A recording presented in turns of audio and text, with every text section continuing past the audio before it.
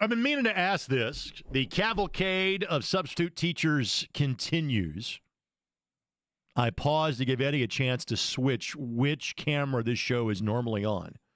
Because much like Jake, if he were driving in Manchester right now and not North Manchester, Indiana, he would be driving on the left side of the road. I am seated on the left side of the studio. Jake, being the American that he is, sits or stands on the right side of the studio.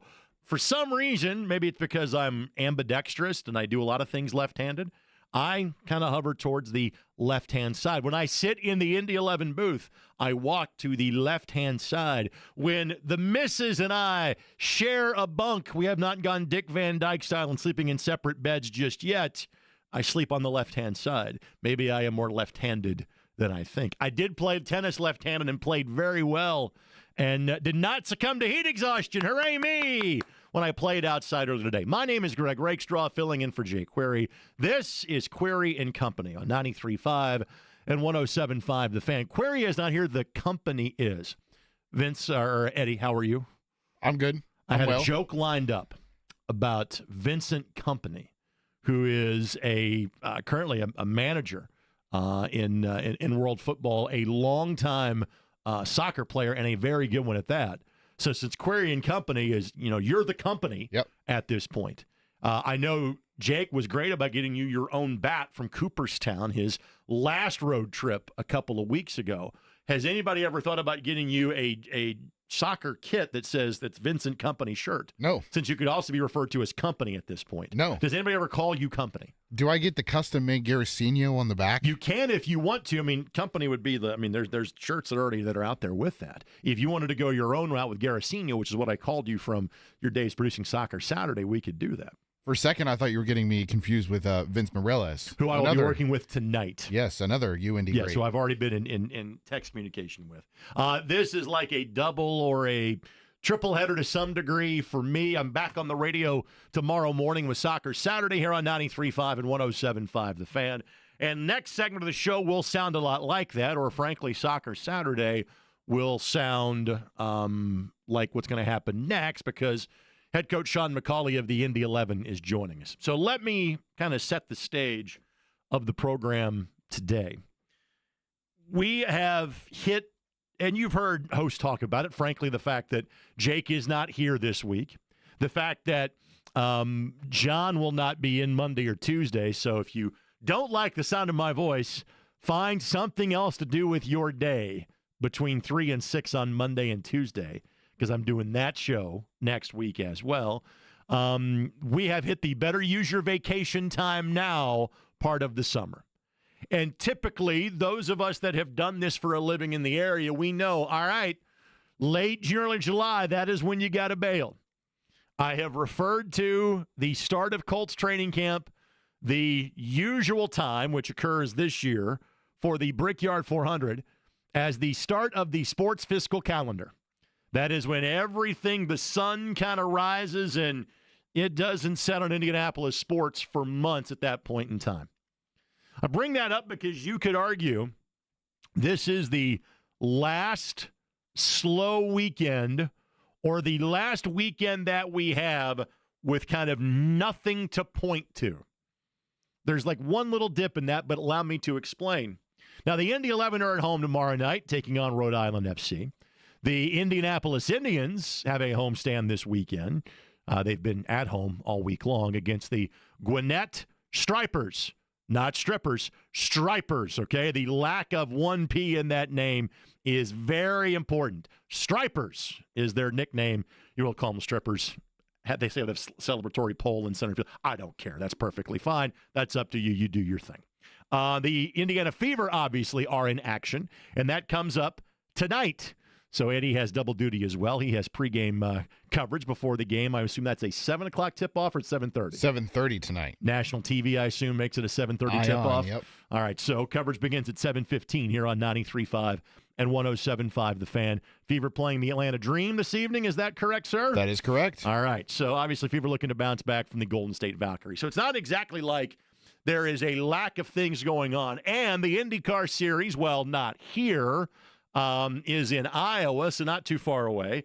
From what I am being told, a lot of good seats are available. If you want to go to Newton, Iowa, you can go watch the races and pretty much just kind of walk in the gate and be fine. Michael Young of the IndyCar Radio Network joins us at 1 o'clock. So even for a dead weekend, there's a lot going on. But there is not exactly one singular event that we can point to as to what is taking place this weekend. Well, that's not the case the next couple of weeks. And once you do that, well, do your best joker. Here we go. All right. WNBA All-Star Game is next weekend. Now, maybe that's not your cup of tea, but if you spend any time in downtown Indianapolis, man, there's something on every building. There is obviously the wall of Caitlin Clark on the west end of downtown on the billboard that is the JW Marriott. But like Cameron Brink and Brianna Stewart are staring at me at one building, like buses have players on it. This is a big stinking deal. So again, even if that's not your thing, and we'll talk to Scott Agnes about this, the Indiana Fever and the Indiana Pacers coming up at about 1:30. It's the eyes of the sports world will be here next weekend. You know, it is a week of All-Stars, and I'm not going to sit here and try to tell you that the WNBA All-Star Game is as big of a deal as the MLB All-Star Game, but they're not as far apart as they used to be. Let's put it that way. The weekend after that, it's the Brickyard 400 that will be here. And again, is that as big of a deal as it used to be? Absolutely not. Kind of the same thing about the tickets in Iowa. You could extrapolate. There'll be more people here, but more empty seats because you've got more seats for the Brickyard 400. And obviously, we will be all over that on this radio station on 93.5 and 107.5 The Fan, 93 WIBC. I'll be on the airways before and after the racing action on both Saturday and Sunday at the track. So I'll play a part in it as well.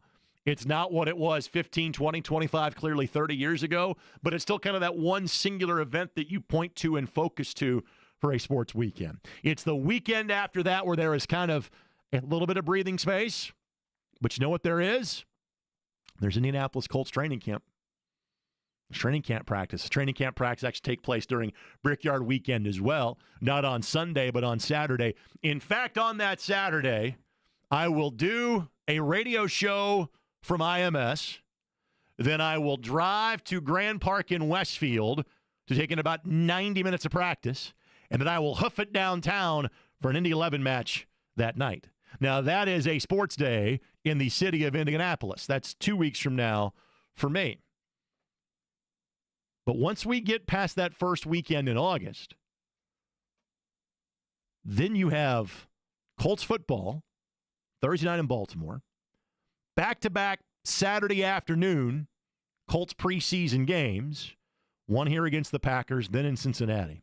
The Colts obviously take Labor Day weekend off, but Labor Day weekend, if you're a gearhead, U.S. Nationals on the west side. But if you're just an average sports fan, if I say Labor Day weekend, you go, college football, because there's games Thursday, Friday, Saturday, Sunday, and Monday. And that even includes here the monumental matchup is back between UIndy and Marion, and the folks at Marion were exceedingly wise to put that game on Thursday night, A, before kids would go home for Labor Day weekend, but B, for that game to kind of have its own spotlight. That's going to be a big deal at Marion University. Even though I think IU is playing Old Dominion, not the band, the football team. Actually, they're pretty good for their level, but still, after the season Indiana had, all of a sudden that season opener is a big stinking deal. And then the week after that is the NFL season opener. If you're of the high school football variety, as you know I am, let's go back 2 weeks. That is Friday, August 22nd.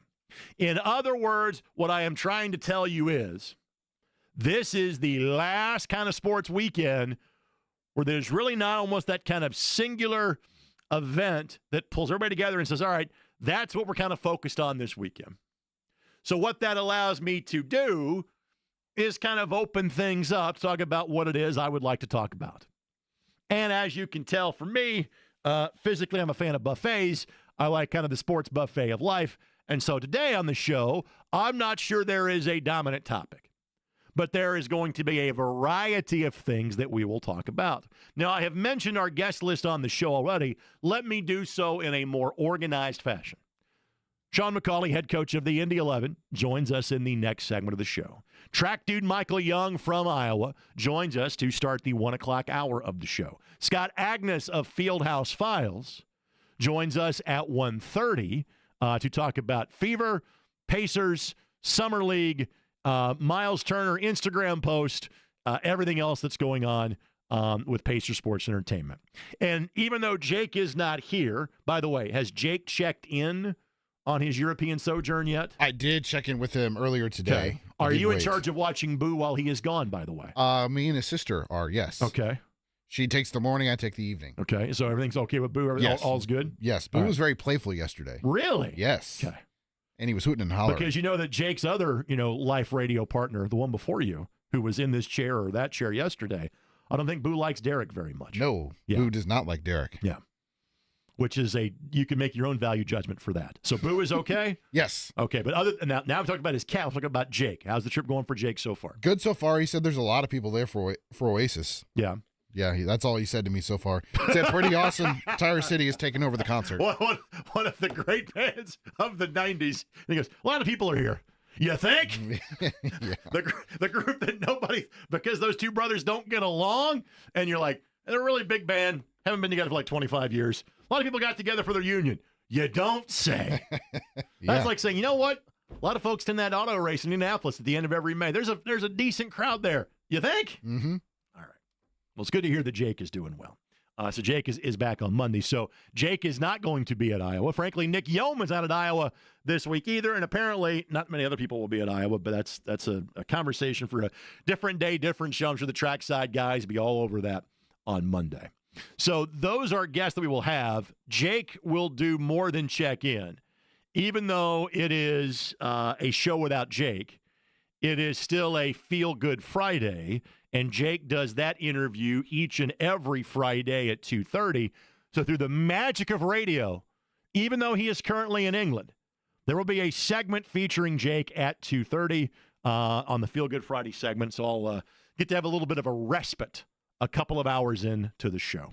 When we don't have a guest, we'd love to talk with you. 317-239-1070. As I always say, if you know the Bat phone, which is a brand new shiny phone that I have these days, text me. Maybe we'll talk about it. I made a very dated early 90s reference on Twitter. I said, we'll Linda Richmond it. We'll coffee talk it. No big whoop. I might feel a little verklempt. I'll give you a topic to discuss amongst yourselves. The Violent Femmes and neither Violent nor Femmes discuss. If there's something you want to talk about, hit me up on the artist formerly known as Twitter. I still can't bring myself to say X. But we can talk about those things as well. There are other things that we will talk about, but like a good substitute teacher, I will follow a lesson plan. And I assume that Eddie, Mr. Company, Mr. Garasino, is the person behind the Twitter account for Query and Company. Is that an accurate statement? That is accurate, yes. All right. So, or as Gary Brackett would say, accurate. He gave me a list of topics before he put this out on Twitter, at, say, 11:30. He said, these are the three things that we are going to be talking about today. He said, one, the Pacers won their Summer League game. I believe the score was 116-115. Again, is that accurate? Yes. Okay. Come from behind win, nonetheless, So too. I heard on Twitter's a roller coaster. I watched 0 seconds of the game. Fever returned to action. I've already touched on that. Indy cars and Iowa. Okay, good. I have clipped all of those things. So the only thing that I have not discussed at length would be the Pacers winning a Summer League game. And I cannot tell you how much I don't care about the Pacers Summer League. And let me explain why. I don't think I have to explain why, but I'm going to anyway, because that's what talk show hosts do. Summer League is like a big deal if you have the number one pick, if you have Cooper Flagg, which obviously he played last night. Or if you're LeBron James's kid and you're playing against Cooper Flagg and you don't really get in regular season games. That's what makes the Summer League a big deal. Normally, if you're an Indiana Pacers fan, which I would assume a lot of you are that have not driven off the show yet, are still listening to the program, Normally the Summer League is actually kind of a very nice refresher for us, right? Because the team stopped playing usually in May. Sometimes it got to the end of May. Sometimes it didn't make it past April the 15th. But usually you have been without seeing any form of Pacers basketball for about 6 to 8 weeks when the Summer League starts.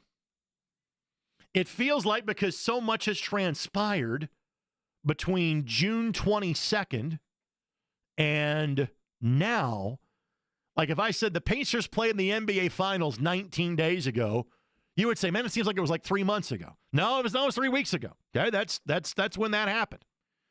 And because of that, because I've just seen the actual Pacers play, and because the Pacers didn't have a first-round draft pick this year by design to bring as many guys back as possible, and for the most part, that plan worked, with one notable exception. I'm not exactly fired up to watch the Indiana Pacers Summer League team. Because, yes, there are guys that potentially are going to have roster spots in the team, or guys that have been on the team, like Enrique Freeman, like Ray J. Dennis, like Johnny Furphy, like Quentin Jackson. But if those guys actually play for the Pacers on a regular basis, probably things aren't going to go well. You know, even talking about like Cam Jones, the second-round pick, the number 38 pick, which they traded to get from Marquette, a guy that we all feel pretty confident is going to make the roster. If he is going to get a lot of playing time, probably that means that something happened to Andrew Nembhard or to T.J. McConnell. And that is what makes this upcoming Pacers season so unique, is the fact that, yes, Tyrese Halliburton's going to miss the entire season. And that sucks. And there's no other more elaborate, intelligent way to say it. That is the most absolute, 1,000% accurate description. It's awful. It's terrible. It sucks. Okay? Miles Turner, and we'll get to more about Miles coming up in maybe just a second or two, is no longer on the roster. But yet, I can point to guys and say, well, because of that, I now know what Benedict Matherin's role is going to be. And I now know there's going to be more guaranteed minutes for Jarris Walker. So it's not like on the Summer League guys, will there be guys that make the roster? Absolutely there will be. But if you're fired up for the upcoming Noblesville Boom season, that's what the Summer League is for you. And really, and I was trying to think about this, and I even though I've not done a daily talk show, God, I'm old, for 16 years, whenever I know I'm going to be doing a show, I go into talk show host mode. So like for the last 2 or 3 days, the synapses in my brain have been firing and talking to each other. As an only child, I am used to having a lot of inner monologue with the different voices in my head. And like there are things hey, file that away. We're going to talk about that on the show. Like I literally have 12 different internet browsers opened up in front of me, as in, hey, if the show's dragging, here's things you can talk about to keep moving the chains and keep moving the train on the tracks and keep this interesting between now and 3 o'clock. But I thought the comparison would be kind of compare this to the Summer League. If I had to make an NFL comparison, because I think I'm uniquely qualified as the guy that does the preseason games on TV for the Colts. And the Pacers do have preseason games, like 6 of them, I believe, is kind of the going right now. Used to be, I think they now play 6, if I remember right. Typically what the Pacers do in October before the season tips off in earnest. So what the Summer League is would almost be like the Colts practice squad playing another team's practice squad. And you could say that's what the second half of a preseason game looks like in the National Football League. Frankly, for some teams, it's what all 3 preseason games look like. You know, Sean McVay is there are a lot of dudes that play for the Rams. I ain't going to see the field in the preseason. Colts have been somewhere in the middle, of that group. But maybe the best way is just to make the comparison. Like, for example, my Twitter feed last night starts, I wouldn't say going off, but there's notations of Kyle Mangus, Warsaw High School, Indiana Wesleyan, formerly of the Mad Ants. I think he's playing with the Spurs. in the Summer League. And he has been a really good G League player. So if you're excited about the new Arena Innovation Mile, exit 210 at I-69, you want to see what the Noblesville Boom are going to look like? Watch the Pacers Summer League team. Because a lot of them dudes are going to have Noblesville on their chest in some form or fashion. So I'm happy that they won. As I flip around, if I want to see some basketball, great. But because I watched and was so locked in because of the Pacers being there, you know what I don't exactly have an unquenchable thirst for right now? Basketball. I saw basketball that mattered up until about 3 weeks ago. This in the Summer League is never basketball that matters. It matters to some of those guys in terms of getting a contract, and I respect that, and I respect them, and I respect the level of talent those guys have. But as I look at that roster, do I think there's anybody that's going to be a contributor to the Indiana Pacers this year? I hope not. Because if it is, that's probably not a good sign as to what this season is going to be. So now as we talk about the Indiana Pacers, let's talk about Miles Turner, shall we? And Miles had a lengthy, elaborate, detailed thank you and goodbye post to the Pacers, to the city of Indianapolis, etc. And I am not going to rehash all of this, but it was what you would expect from Miles. He is a thoughtful, introspective, intelligent, compassionate person. So it was not your typical, this has been great, thank you, was not short of the point. It was, 3 pages worth on Instagram. It was 10 paragraphs long. Again, I genuinely like Miles. And maybe because we're now, 11 days, 10 days, I guess, removed. I think it broke on Tuesday morning last week, right? Yeah, because literally right for doing Corey and Schultz. They leave, finish taping. Hey, Miles is going to Milwaukee. All blank on a couple of different levels for both the team, for both that show, etc. So it was 10 days ago. And I'm not sure what the exact order, the 12 stages of grief are. Maybe I'm a little bit further down the pecking order now that Miles is gone at this point. That I don't hold a grudge to Miles Turner. I know some of you do, and that's okay. Because of what I have done for as long as I have done, I view sports, in a little bit different prism.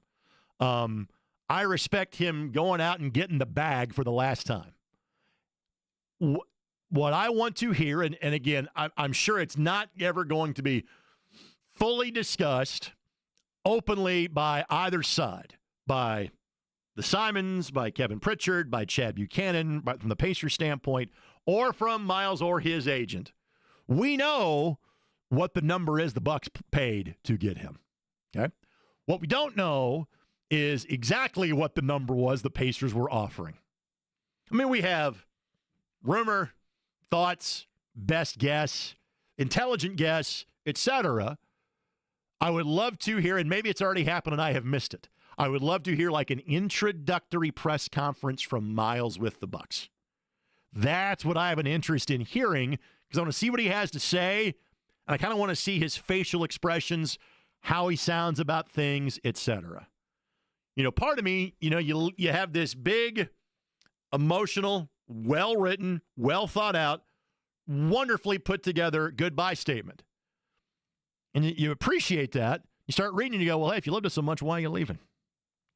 I am never a guy that faults somebody for going out and getting the best deal possible for them, which is exactly what Miles did. Do I think it's the end of the world that Miles is not back with the Pacers? No, I do not. Maybe the best way to cap off this conversation, because I have been given the international go to break sign. Does Jake pay attention to those, by the way? I know that John does not. Literally, James is relieved when I'm doing the show because we get to follow the clock today. Yay. How is Jake in terms of actually paying attention when you tell him to go to break? We usually have a show document, and he'll just write down the times when he needs to get out, and then boom. That's the television guy in him. Yep. He knows you got to get it back to weather for that last report that it's going to be still 72 and sunny today. Yeah. To get it back to the weather department. So to try to get it to break in some semblance of being close when Eddie told me to go to break. I'm not sure we will ever have another person like Miles Turner play in this market where seemingly there is such a divide on how could you leave us, we'll never be the same without you, to don't let the door hit you where the good Lord split you. that it is almost 50-50. There is literally no gray area on Miles Turner. Either he was great and the Pacers are screwed, or it's good riddance. We'll kick your ass in Milwaukee. I'm not sure there will ever be another guy that seemingly was a lightning rod in both directions the way that dude was. All right, I'll play with the stuff we want to get to. A little Indy 11 conversation as I kind of use the show today to give you a tour as to the sports weekend that will be in the Circle City. The Indy 11 are playing at home for a 5th consecutive Saturday night. Their summer of soccer, which wraps up tomorrow. Head coach Sean McCauley joins us next. Greg Rakestraw filling in for Jake Query, 93.5, 107.5 The Fan.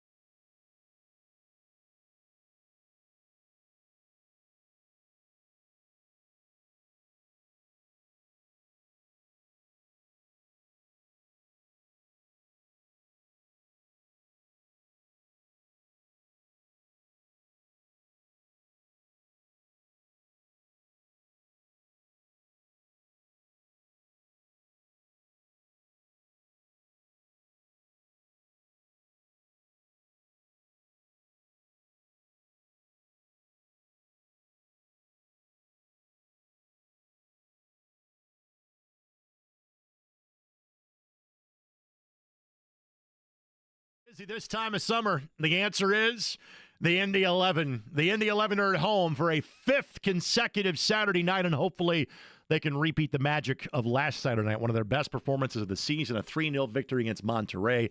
The team they played in the playoffs a season ago, Rhode Island FC, comes a-calling tomorrow. 7 o'clock, you can catch the match on WRTV as well as ESPN+. The man that'll have the best seat in the house. There are few that are as good as mine. His is better, even though he visited the broadcast booth with me last week. It's Sean McCauley that joins us now. What'd you think of my seats I had last week? I think your seat's the best seats in the house, especially if the team's not playing well. I think I'd rather sit up there with you guys.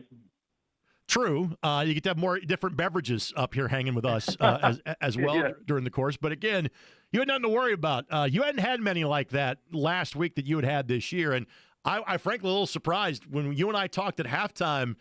You weren't overly happy with what you were seeing. You had a 2-goal lead. It ended up being 3. Overall, your impressions as to what you saw from your team a week ago. Yeah, and like I said at half-time, I was a bit disappointed, especially the way we started. I think we gave up too many chances. But on reflection, and I've spoke to the players about it, because as you know, I'm very honest and open. I watched the game back, and I thought our start was pretty poor defensively, but overall with the ball, I think we were as aggressive as we could be. And that's really how I wanted us to play. And, fortunately, we got the goal just before half-time, which sort of made the second half a little bit easier for us. But looking back at the game, looking at the data that the game produced, I was really happy overall with the performance, and I've said that to the players for same again this weekend if we can. A guy that's been a great player in this league or any league he's played in for the 10 years of his pro career is Jack Blake. He ended up being the USL Championship Player of the Week numerous times. Last year's on the Team of the Week. It's the first time he has been the Player of the Week. So your thoughts about the effort he put in last Saturday to get that designation from the league? I think obviously they see the goal, they see the assist, for Quinny, the running. And I think, if you're watching the game back, he's one of our, you would say, attacking threats. But I thought at the weekend, especially the way that the opponent managed the midfield, we changed things around a little bit midfield, and Jack went in then did a really strong defensive job as well as not missing a beat with the attacking stuff. So from that point of view, he deserves his honours, and and I do think if he continues, it'll get some more towards the end of the season. All right. Knowing that we are talking to a bigger audience here on Query and Company on 93.5 and 107.5 The Fan than just the normally large audience we have for Soccer Saturday on Saturday mornings, I don't want to get too crazy bogged down into tactics and formations, etc. But I have talked about this with both you and on the television broadcast. Of all the coaches I have dealt with, you tend to not get married to one system. You very much like, all right, what's the best formation I can put my guys in week by week for us to go out and be successful? So you can go out and get your best 11 guys on the field. Your thoughts on that and kind of where you thinking about the match in that way, where does that training come from your background? I think, it's interesting because you would say maybe a few years ago, everybody was fixated on you have to have a style of play and a system of play, and you have to play through the thirds, and there's a correct way to take a goal kick, and nobody does any long throws. And now the game's changing a little bit, and the patterns are changing. And for me, it probably comes when you ask where it came from. My first job in coaching was in the professional game at a team called Halifax Town, which was in the Conference League at the time. So it was the last division of the professional football. And me and another guy, Chris Wilder, who's managing the Premier League, we took that team. He was the coach. I was a player assistant coach, and we had zero money. We had zero recruitment because it had just got relegated. The club was in administration, and we had to figure out the best way to win a football match every weekend. And that made us tactically flexible. And we, wanted to make sure that the players had the best opportunity to play well themselves and not forcing them into a system that probably they weren't comfortable with, and basically being coach-led. A coach can sometimes be fixated on a system and ask players to do things that they're not comfortable with, and also just to suit his own needs. And I would say, for us, we're in a similar situation in terms of like squad size, for instance. If we lose a couple of players, we might have to change the system. We might have to rotate to a back four or a back three or a front three that plays wide or two and a one underneath, just because it suits the personnel that we've got at the time and the opponent. And I would say, and this is the really good thing I like, that people are sort of getting to understand. Since Ange Postecoglou at Spurs, and obviously he won the European Cup and then got fired, and Ruben Amorim at Man United, they're getting criticised now for sticking to the same system. Yeah. And sticking to the same style of play. And, a lot of credit to these other coaches in the league who are doing really well all around the world. One, for instance, Ancelotti, who's just got the Brazil job, gets his players and asks them to do the job that they're comfortable with in positions, and he doesn't really focus too much on system. So I think that's, probably a more modern thing to do. Is probably a little bit more flexible, and it just suits me as well because I like the challenge of it. And obviously on the other side of it, like you can see, the change in the modern game, set plays are becoming huge now. A lot of teams are doing long throws, whereas they were frowned upon if you did that because it was as though you were just a direct team. But I think people are using data, analytics, statistics to basically, find out what the best strategy is to score a goal. I like guys that are results oriented. Go get the 3 points, which is what your team did last week. Now, again, this is remedial for our Indy 11 audience, but Sean just mentioned his buddy Chris Wilder, who is the head coach at Sheffield United, who is back in the Premier League. And Sean is a Sheffield guy, even though Sheffield Wednesday was more of his team from a working standpoint. But again, for our non-Soccer Saturday audience that is listening, the most famous coach that Sean is associated with, friends with, legitimately knows the family well, would be Sir Alex Ferguson from his days training as a youth and being on the roster at Manchester United. So, for our audience that hasn't heard that story, what is your relationship with Sir Alex? I mean, it's one that's, I would say he's given me the opportunity to have 36 years in professional football. Which some would say I've never worked a day in my life. Right. But yeah, he right from the very start when he first came in at Man United, and we joined at a similar time, and he had a huge interest in everybody at the club. So it wasn't a case of, the younger players get pushed to one side. It was, everybody who was on his big whiteboard in his office had a chance to play for the first team. Now, because it's Manchester United, not everybody does, and I was probably one of the players that played many, many games in the second team and didn't get the chance to play in a competitive game for the first team, played in a lot of, showcase games. But even though I didn't play when I left, he was the one that sorted me out a transfer to the Scottish Premier League. Then, even after time away, every time, I saw him at games or we crossed paths, he always had time for me. But the biggest thing is once I started getting into coaching, he acts then as a reference to the board of directors, to the chairman, to the owner. And I think when it comes from Sir Alex, it probably opens a few doors for you. And he's never been one to not help any of his colleagues. And he's been fantastic for me. Helped for me, obviously, I was very close friends with his son. We sort of grew up together in terms of through the youth teams, both at Manchester United and Scotland. So me and Darren got on really well, and I think I was partly adopted there. Sometimes I had to go and spend time around at his house, to look after his family when both of them were away in first team games. Yeah, it's certainly unique. Again, Sean McCauley, head coach of the Indy 11.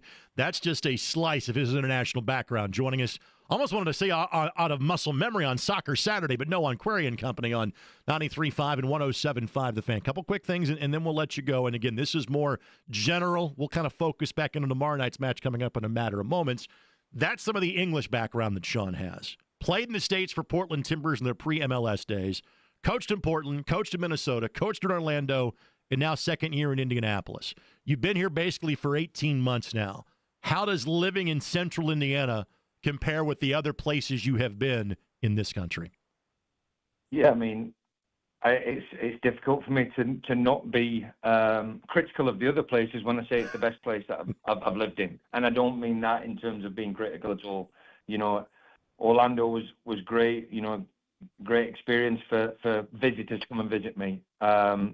In Oregon, I really enjoyed my time there. 'Cause I spent a lot of time there, and likewise in Minnesota. It was 4 years in Minnesota. Now, obviously, with Minnesota, you get the extremes, and for the 3 months in the summer, it was great, and then for the next 9 months was all winter and snow. But I think living in central Indiana for me and family, it's fantastic. It's got that feel to it where it's very similar to what I've been brought up in. A lot of honest, hard-working people, and you know, a fantastic place to go out and you know, go for walks and obviously stop off and have a couple of drinks somewhere. It's really really good for us. So I would say I would rank it as the number one place I've stayed in. It's good to hear. Before we let you go, obviously a very good team and one you knew very well. You played them 3 times last year, and in their first year, Rhode Island, made the championship out of the Eastern Conference as the number 5 seed. It's where your season ended last year. Just your thoughts about the opponents that you are taking on tomorrow night. They're a good team, and you know, they're very powerful. I don't think they've had the run of results and the run of luck that maybe you need sometimes to get a few more points. But they'll come to us, a really strong squad. We know they've invested well and heavy over the off season to try and improve on what their finish was like last season in the championship game.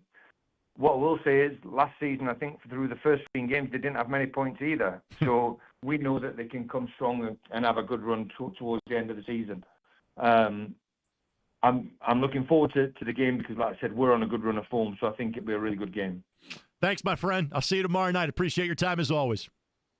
Thank you. You got it. Sean McCauley, head coach of the Indy 11, kind enough to join us. And again, you will hear that conversation again when you go to 1075thefan.com on the podcast page, but also on Soccer Saturday tomorrow morning.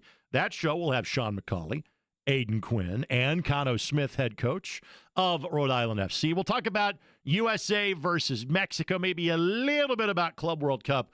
Again, that all comes your way tomorrow morning at 9 a.m. here on 93.5 and 107.5 The Fan. I'll go to the Twitters because, like I said, I'm going to take that as like a request line today. So I'll do that in the next segment of the show. After that, track dude Michael Young. IndyCar is in Iowa. They're running twice. What's happening with IndyCar? What happened last week in Mid-Ohio? It is truly a sprint to the finish for IndyCar. It is 8 events in 7 remaining weeks, maybe 8 remaining weeks. They've got like 2 weekends off. A lot of ground to cover in IndyCar if we already know who the series champion is going to be in 2025. That comes up at 1. Your tweets when we come back. 93.5, 107.5 The Fan.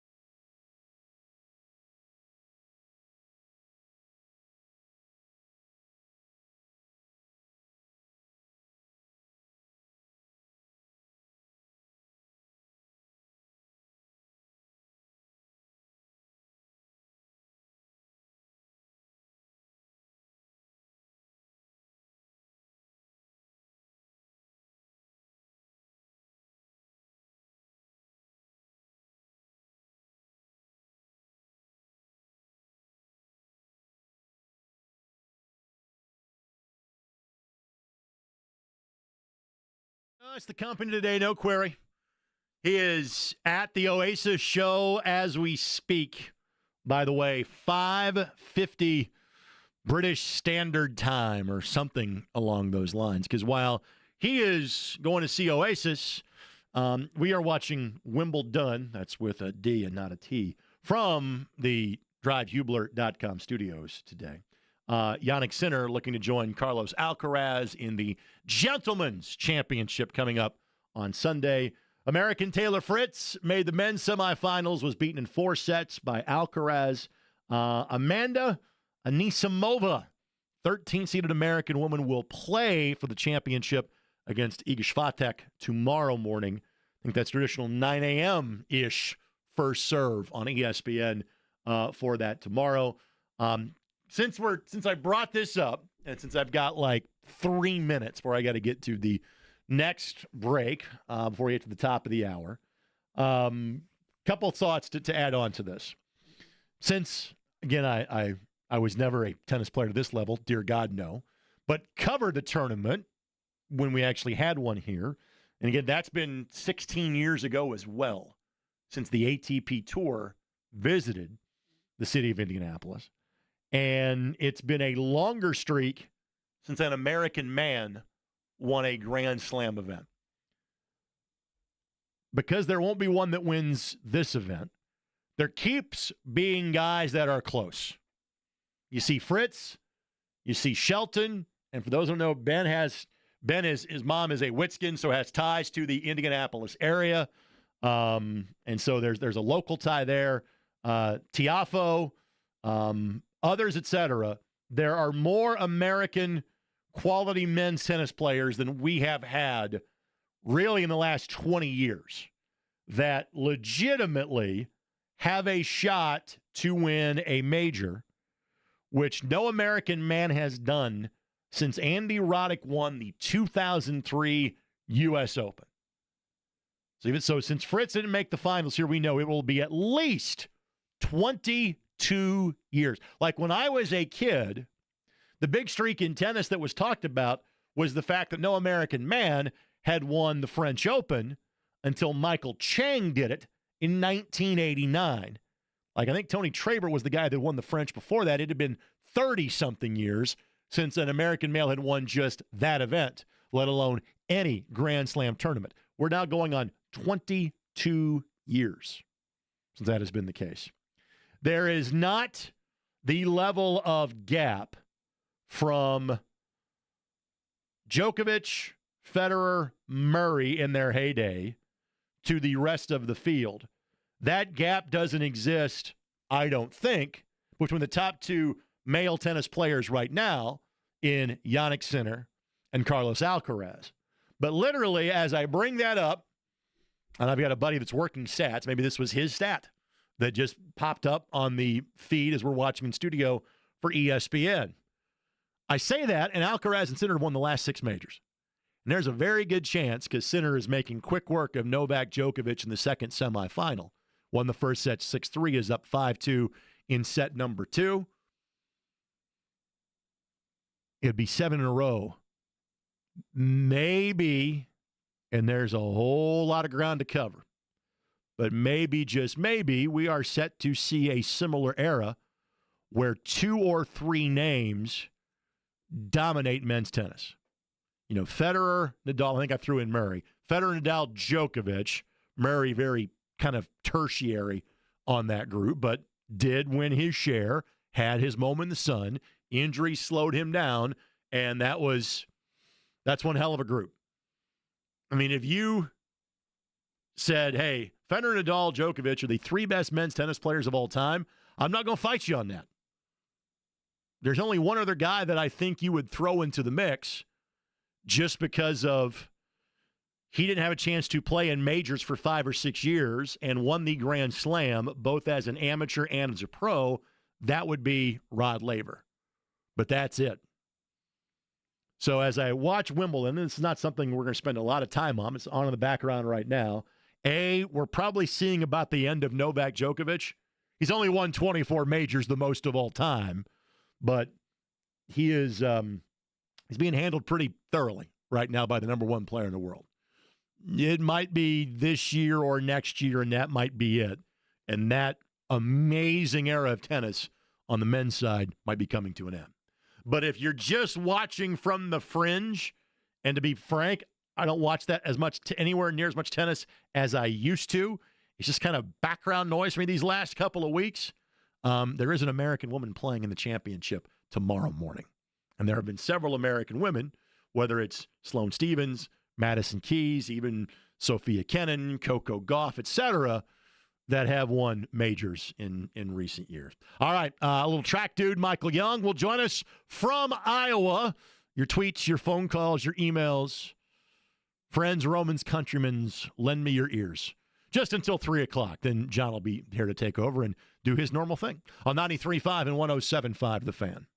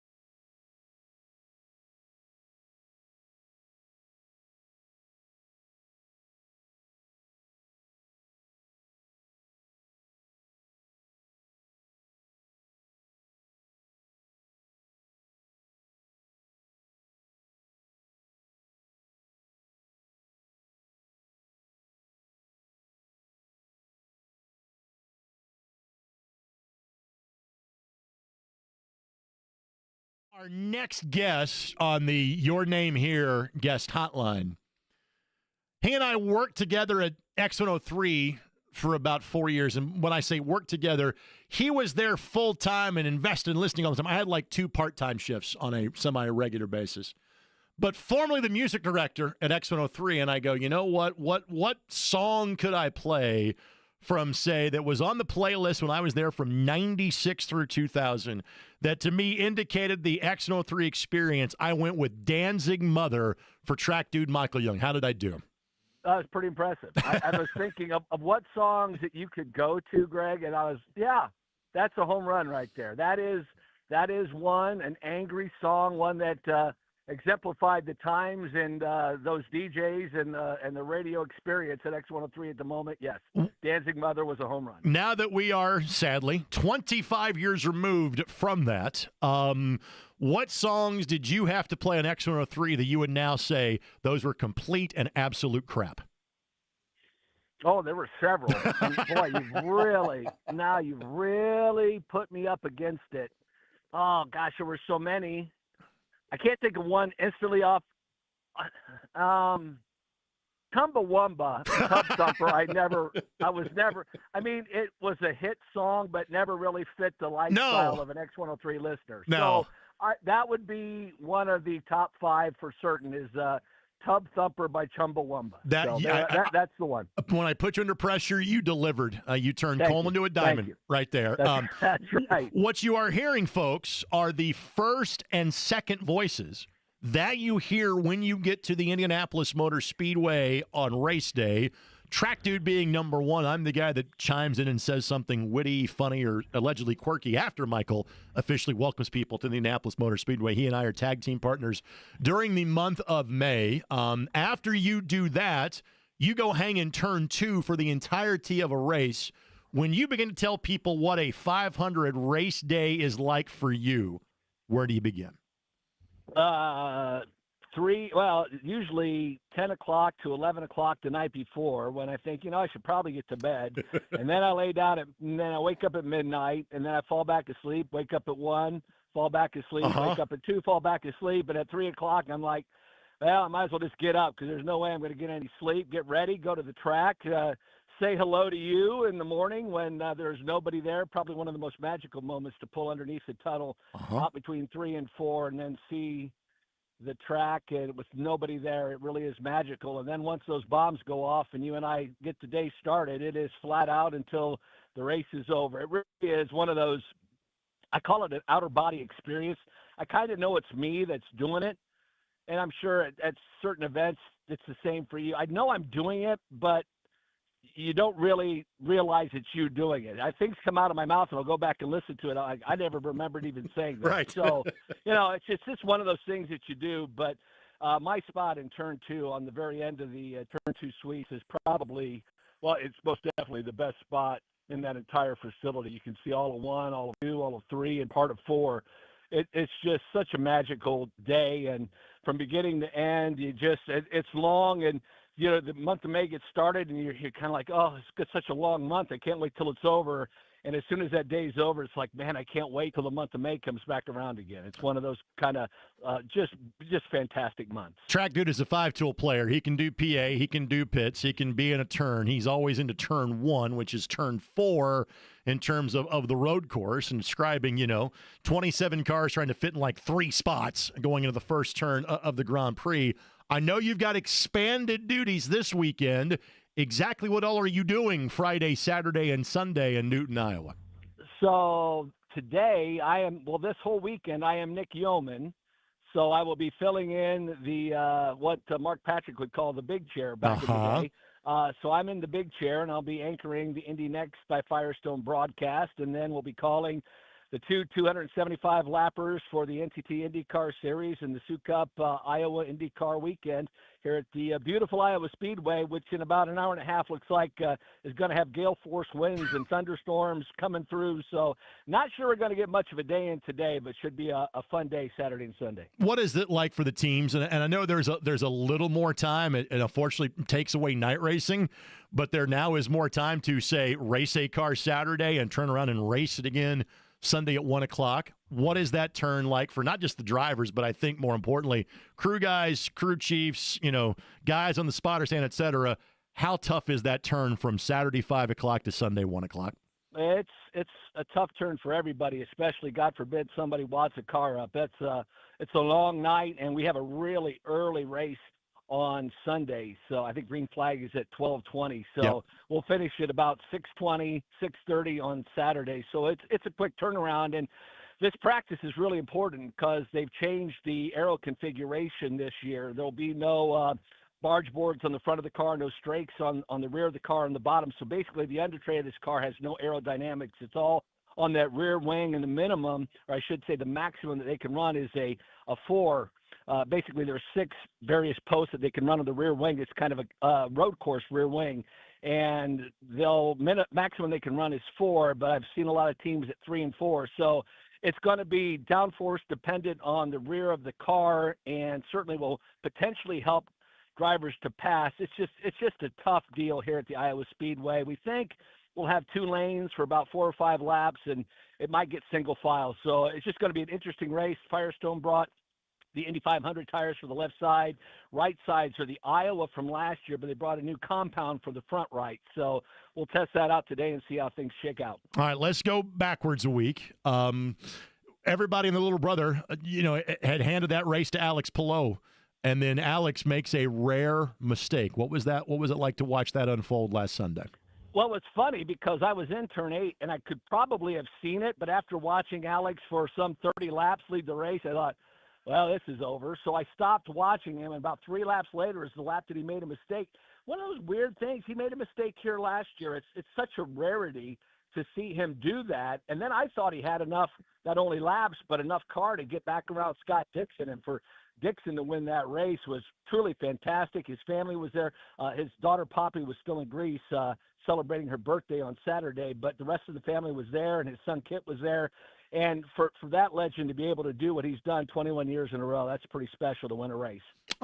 Has there been any conversation from Scott or those around him in terms of setting a kind of an exit date, in terms of, what, I think this is when I'd like to be done, or I'm starting to think about this is going to be the end of my career? Because obviously from a results standpoint, there's no reason to do that.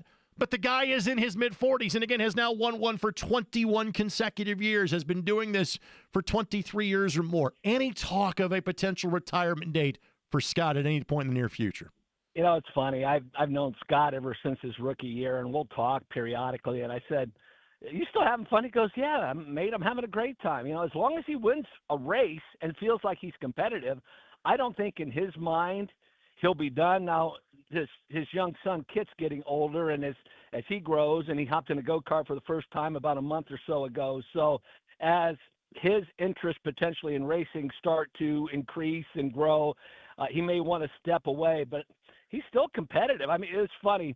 Davey Hamilton and I talked, periodically throughout the race weekend, and we're like, man, is Dixon ever going to win another race? And it seems every time we bring that conversation up, he wins that weekend. Right. So it's truly amazing. He's certainly the greatest of this generation of driver. He's just one in a million, and for him to retire, I think it's just going to be poor result and not having fun anymore is when I think he'll finally step out of the car and retire. The only result he truly needs, quote unquote, for his career is the last, is the fourth Sunday in May every year. Yep. And so you only remedy that, in the month of May. You've got, 10 months to think about that. But the other number that obviously catches my attention, the fact that he's won a race in 21 consecutive years is jaw-dropping, and that's one of those stats that will never be equal.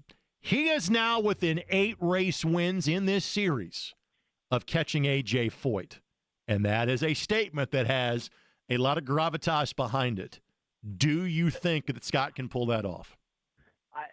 I would be shocked if he's able to pull it off, because the last several years have us he can win one, maybe at the most, so that would put him for at least another 6 years of racing, and I just don't know if he will want to go that long. I really don't. That's now he's getting long in the tooth. If he goes that long and tries to break that record, it'd be certainly tough, but who knows? Anything can change, and certainly Scott Dixon's one of those guys that is so good that on any given weekend he can win, and with fuel strategy and just the way that they plan out a race, he could pull it off, but he's really going to have to pick up another one this year, then get a couple, 2 or 3 next year to really threaten that and make it a reality. All right, so the storylines obviously until last week had been Palou, and the races he didn't win, Kyle Kirkwood did. Scott is just the 3rd race winner this season. When Scott wins a race, the conversation we've just had for the last 5 minutes is the storyline you get to talk about. Palou leads by 113 points. He is going to win the championship by literally miles. I mean, that's how good he has been. What are the storylines that have your attention these last 6 race weekends of the season? Lack of Penske dominance, and will they be able to recover these final half dozen races and at least get the momentum back direction? You look at last weekend with poor qualifying, Joseph crashing on this, in turn 4 of the very first lap, Power having an engine failure, then Scott McLaughlin, which had the fastest lap of the race and finished a lap down. It really is interesting, and Jonathan Duguid announced as the president and Travis Law as the competition director. It's a new age for Penske racing. It just will be interesting to see how long it will take them to get it turned around and get back to that Penske dominance. That I think is the biggest story of the remainder of the year. It's just watching Penske and seeing if they can recover from what has been an abysmal year for them. All right, so weather permitting, from what you were saying, you go on at what time, my friend? 1:30 today. We'll call the Indy Next first practice session, 45 minutes, and then we have a 90-minute IndyCar practice session. Then we go qualifying with Indy Next at 5:30 this evening, weather permitting, and then we go back to beautiful Des Moines, Iowa, and pray that the track is still here in the morning because the storms are supposedly pretty severe. We had severe storms last night. They had 3-4 inches in Des Moines, and there's potential for flash floods. And not to joke about it. I mean, serious weather coming through here, and certainly they don't need any more rain. And with all of the floods that we have had and the tragedies that we've had in recent weeks, but it's certainly I think the weekend's going to be beautiful. Still plenty of tickets for both Saturday and Sunday. And once we get through today, I think we're looking at a great race weekend. And once Saturday at 5 here in Indianapolis and Sunday at 1 here in Indianapolis, when you're tuning in tomorrow on The Fan, Sunday afternoon on WIBC, your position for the IndyCar Radio Network will be where in those 2 IndyCar races? Up on top of the roof, calling whatever Mark doesn't call. So we can you can see the whole track. So the beauty of this place, and Mark says, look at turn 2, you can see everything that happens. It's for 7/8 of a mile. This place is a lot of fun, and we're keeping our fingers crossed that this new aero package will allow us to have some great racing and really allow the fans to be entertained by these NTT IndyCar Series machines. In Indy, we have turn reporters. Michael gets to call every other lap. That's the way this will work at the Bull Ring in Iowa. My friend, I know. Go ahead, buddy. No, I said more of a lap reporter than a turn reporter this weekend. So give Mark a breather. You get 3 laps. You'll be in good shape. There you go. Good talking to you, Greg. Have a wonderful, wonderful weekend, and looking forward to a couple of good races here in the NTT IndyCar Series. See you, buddy. Michael Young, the track dude, joining us on the Your Name Here guest line. Yes, you can sponsor the guest line. I am told there is a sponsor in negotiations right now. So you got to come in hot and heavy with those offers if you want to sponsor the guest line. Scott Agnes coming up at 1:30, but that's at 1:30. I've got time to chat with you right now, 317-239-1070. Or, as I have advertised, you can go to the Twitter request line. So let me go to my buddy Dan. Hello, Dan. Hey, Greg Rakestraw, good to see you're getting some work today on the radio. You could talk Reds, Cubs, White Sox, etc. I know baseball talk on sports radio, since it's truly the sport, but started sports talk at WFAN and others. Just a suggestion. Well, thank you, Dan. And I was going to get to this at some point in time. Eddie, do you have the rosters pulled up? Yes. Ready to go? We actually, yes, I do. We had at least 2 good minutes of a pre-show meeting that we had today. I did roll in at about 11:20, by the way. So there was plenty of quality one-on-one time for me and what's-his-name over there running the board for us to kind of talk about what the show was going to look like today. And so, Dan, this is not me disagreeing with you that baseball could and should be a topic because, we are heading to the All-Star game, which I'm pretty sure can be heard on Tuesday night on this here radio station on 93.5 and 107.5 The Fan. I know Cubs and Yankees are on tomorrow afternoon before we get you to said IndyCar race, kicked off by Soccer Saturday, by the way, tomorrow morning at 9 a.m. But this is me getting ready to admit something, a mea culpa. The sport that I was most passionate about as a kid, lived for watching the Reds on WDRB in Louisville because I didn't get cable until I was in college.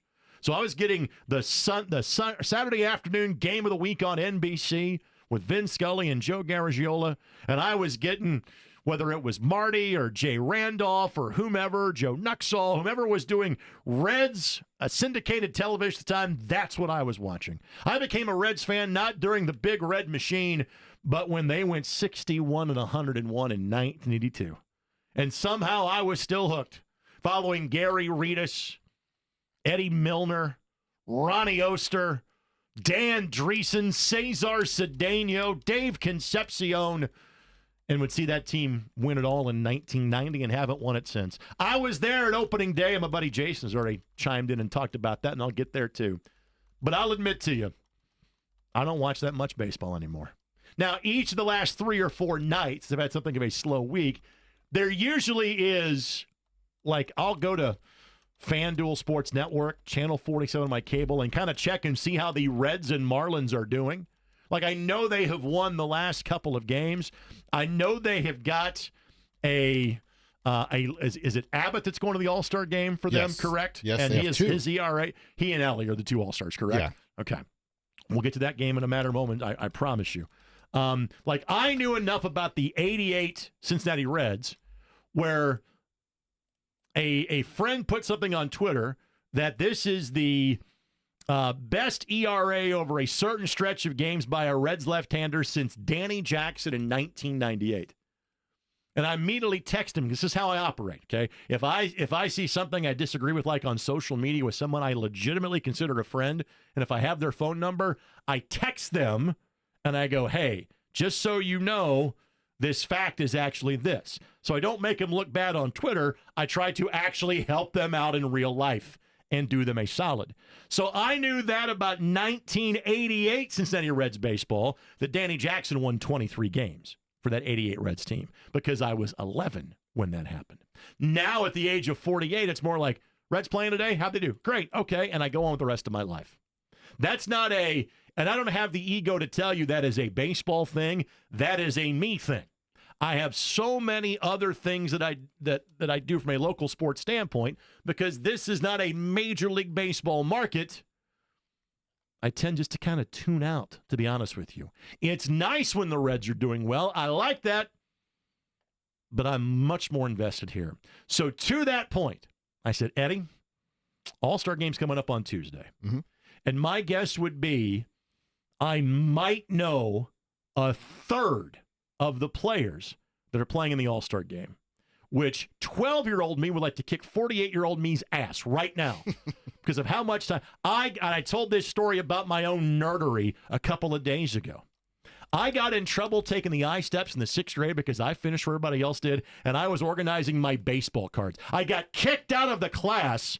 Basically said, hey, be back here in 45 minutes. Go to the gym and shoot hoops because you're making everybody else feel bad. You still have your baseball cards? I keep the collection? I still do, but I'm a child of the 80s. They're cool. They're not worth a damn thing because they were overprinted. If I had 60s and 70s stuff, that stuff's worth a little more money. Yeah. The 80s stuff still has the residue of the concrete stick of gum that came with them back in the day. So if you would, Eddie, name me an All-Star. Let's see if I can name who they play for. Do you want me to tell you which league? No, it makes it even. I actually want to fail at this, so please don't.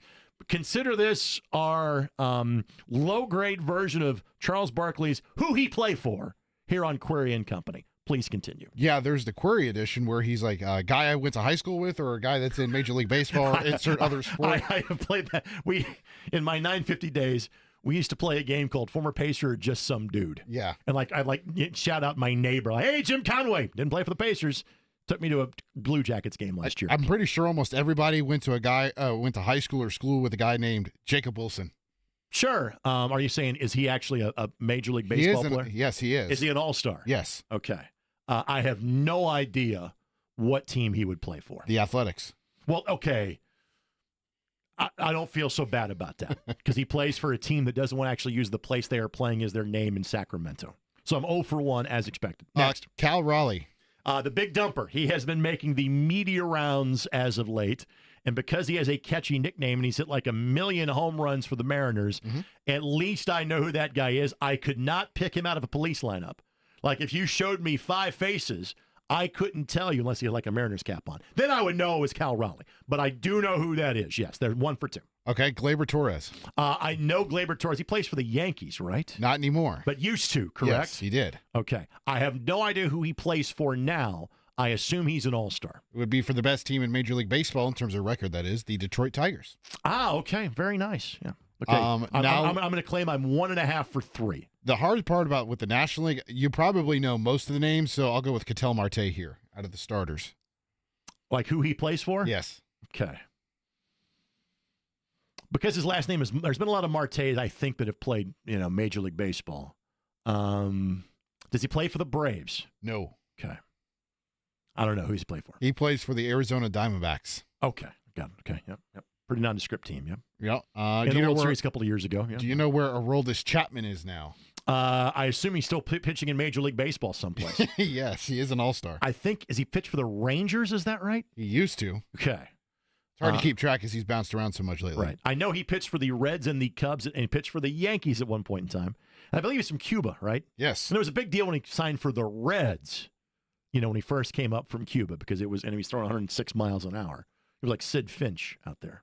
See, I even know fake baseball players from a George Plimpton article in 1985 more than I know. And again, I am not the typical guy that says, well, that means there's something wrong. No, I'm the one that has changed, not Major League Baseball. This is a me thing, not an MLB thing. I don't know where Aroldis pitches. Where does he pitch? Boston.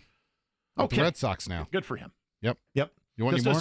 Let's do 1 or 2 more. All right. I think we are proving my incompetence when it comes to baseball knowledge. Even though I love calling baseball when given the opportunity. Logan Webb.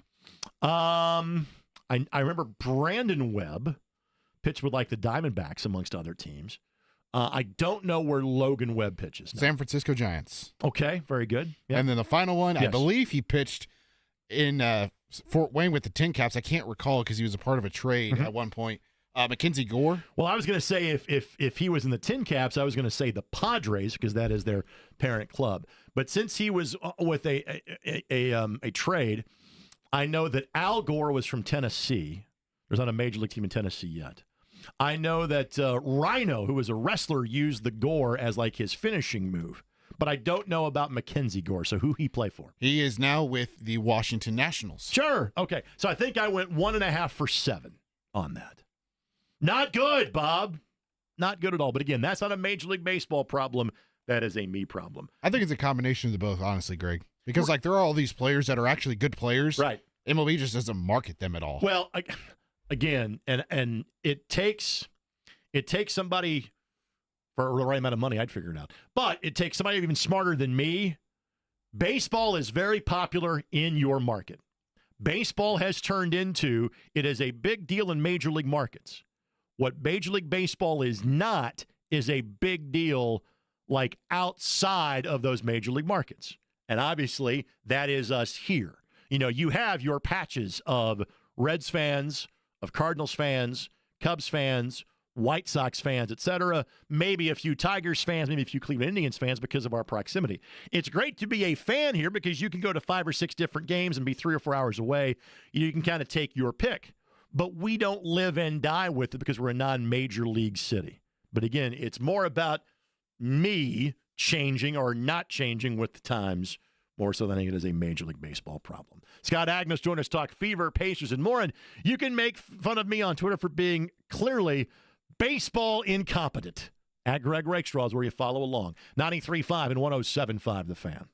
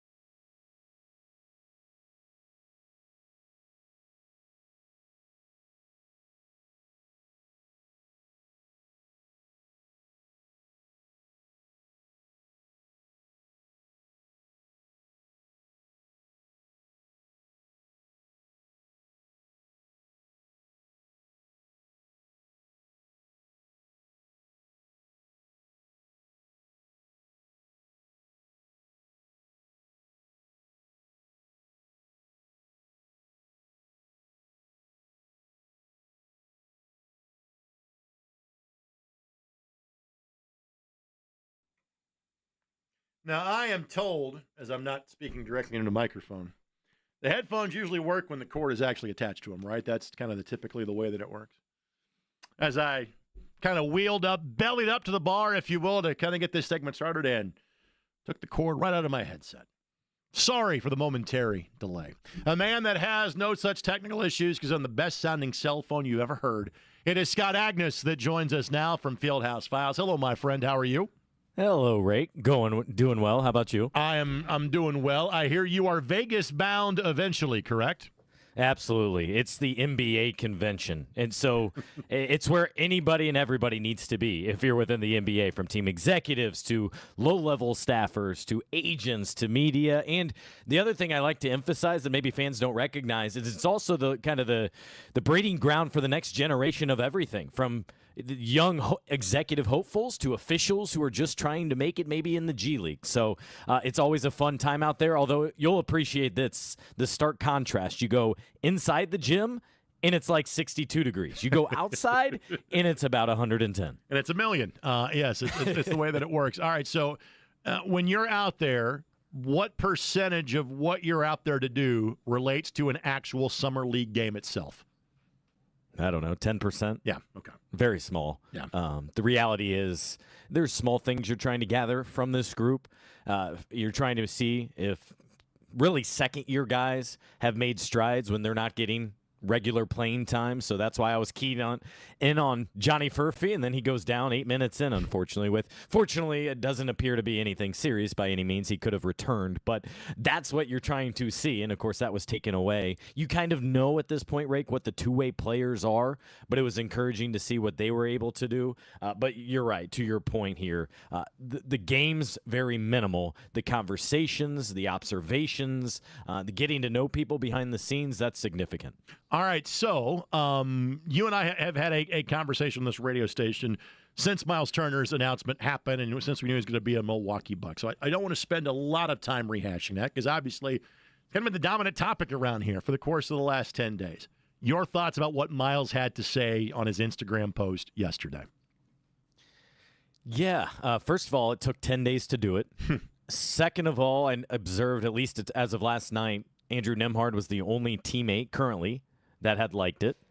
I thought it was strange how eerily quiet, Rake, that it had been over the last 10 days since he agreed to that deal. Often, you try not to read too much into it one way or the other, but for a guy who had been loyal to the franchise and been here for 10 years, been through the highs and lows, I was a little bit surprised not to see, hey, man, go get your bag, or hey, we wish you well, or we couldn't have done it without you, or whatever. Perhaps the more I think about it, I think the Bucks plays a factor here. Is you're going to see them a ton. They were kind of developing a rivalry to an extent. It was a group that didn't like each other. That's for certain. Even Miles mentioned that in a video here this morning, and he's going to, I believe, have an introductory press conference later today out in Las Vegas. That's why he posted this. He was on a jet to Las Vegas, headed for his introductory press conference, something a lot of teams will occasionally do out there, is have their big moments out there since media and executives are out there as well. But that one stuck out to me, the engagement, I guess. And the other thing is in the first of his 6 posts, he highlighted, I never took the easy way out. I don't remember anyone ever saying he took an easy way out. Right. So I was confused by that point. All the rest I loved, right? Like, you became a man, you grew up here. He mentioned all the touch points from Kilroy's to the yoga studio he always went to Long's Bakery. Like, all that made sense, but there were certainly a couple items that were yellow flags to me. All right, this is subject to change, and you have to make this determination 3 months from now. But to use the old dreaded sports cliche, if the season started today, the current Indiana Pacers starting center for opening day would be whom in your mind? I think you'd have to say Jay Huff. Okay. The acquisition from Memphis, and I'm primarily saying that because it'll be less than 12 months from surgery for both Isaiah Jackson and James Wiseman, who the team is high on. And, they're coming off an Achilles injury, and I'm just not sure you're going right in and being super physical. That's the only concern of bringing back both of those guys is it's a lot for them to overcome, and they'll probably have to ease into things, rightfully so. But Tony Bradley is certainly there. Do you start him? I just don't see it. It's absolutely going to be a center by committee. And I thought it was interesting that Rick Carlisle, I got to dig up when this was, but Rick mentioned on, I think it was the Greenlight podcast he recorded with Chris Long here in the last couple of days, he was like, yeah, that's something I've done before. So maybe it's something it's not ideal, certainly not. You want to have a reliable center for 30 minutes per game, but in a situation like this where it's somewhat of a gap year, I think it's understandable as you kind of do a soft reset on certain items. Again, Scott Agnes, Fieldhouse Files, our guest. Obviously, Pacers off the top. We'll get to Fever coming up here in the very near future. Forgive my ignorance, okay? Is the Isaiah Jackson thing a done deal at this point? Is that official yet?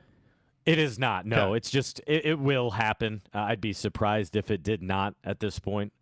He's been around the facility. He's rehabbed with the team.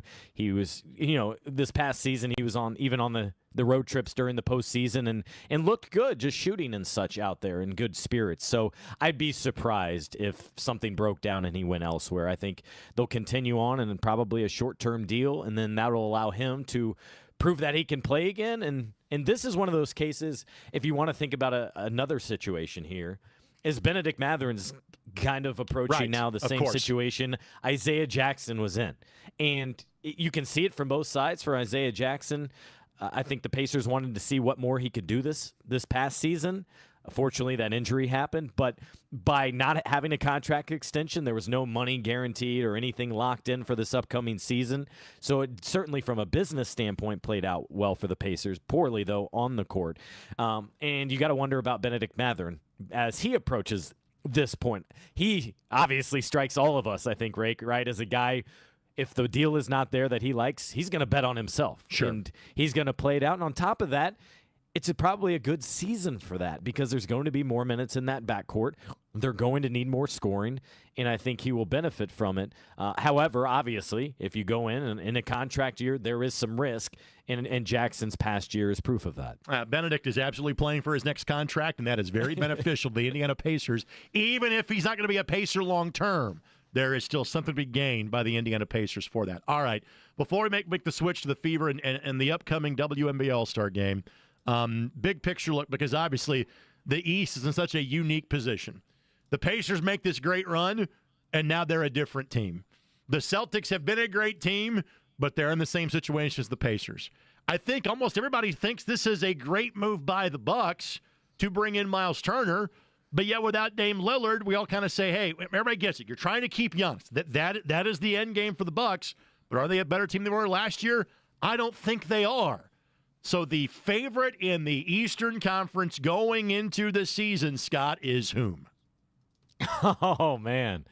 That's a fantastic question because the unfortunate thing is the Pacers were set to be absolutely maybe the team in the Easter. I think the default's got to be the Cleveland Cavaliers after what they did this past year. 64-win team, that's no fluke, even though you bowed out there in that second round to the Pacers. And ironically, that was the first matchup for Pacers-Cavs in Summer League and just the second game overall in Summer League. I thought that was kind of a funny twist. But to me, it's got to be the Cavaliers, the Knicks.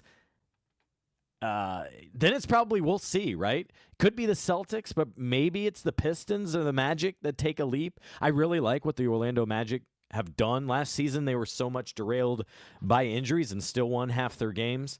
So that's a team to watch, certainly in the Eastern Conference. But right now, I think the default would be the Cavaliers. They got all their players and will basically just try to run it back and improve upon what they did this past year. All right, to the Fever we go. They play tonight. You can hear it right here, beginning at 7:15 with Eddie's pregame coverage, officially at 7:30. John Nolan, Briagos, etc. on 93.5 and 107.5 The Fan. Panic button would be too strong. If there was such thing as a concern button, are we okay to hit that now with the Fever being 9-10? I think so, and it's not even a reflection as much of the record and more so some of the events, right? Like we've seen them beat a couple of really good Yeah. teams. They got that good win in Seattle. They got that good win, obviously, to beat Minnesota for something, the championship in the cup here. But then, Rake, you score 61 points against the expansion team, and there's no flow to anything. And the same issues continue to reappear, from the inconsistencies to players and coach talking about players not having a good handle on and executing the scouting report, not knowing their personnel, which is among the first things you do as a player going into a game. And then, I think the good thing is the fact that they're finally healthy. This is the first time all season they have all their players at their disposal, but a lot has changed in the last couple of months, to say the least, right? Like, there was these championship expectations, and part of that was because of Dewana Bonner. You got one of the elite free agents of this offseason, and she decides this isn't a right fit and wants out. So then you got to recorrect. And then Caitlin Clark deals with a secondary injury. So part of it is justifiably so, some of these soft resets as well for what they're going through, but some of the same things rearing their head again, and issues like that, and them not taking care of the ball and having 9 points in a quarter and going 4 of 17 shooting. Those are red flags for me that you'd like to see them get a better handle of over the next 4 games before the All-Star break. This is going to sound on surface an inherently dumb questions. Let me acknowledge that first, and let me try to explain a little bit. You play to win the game, right? Let's go Herm Edwards here. Because the crowds are sold out because, well, Caitlin Clark's on the team, how important is it for the Indiana Fever to actually win basketball games? It's significant because the pressure is on, and it was self-applied pressure, by the way. They went all in on women's basketball being the central hub to everything, and rightfully so.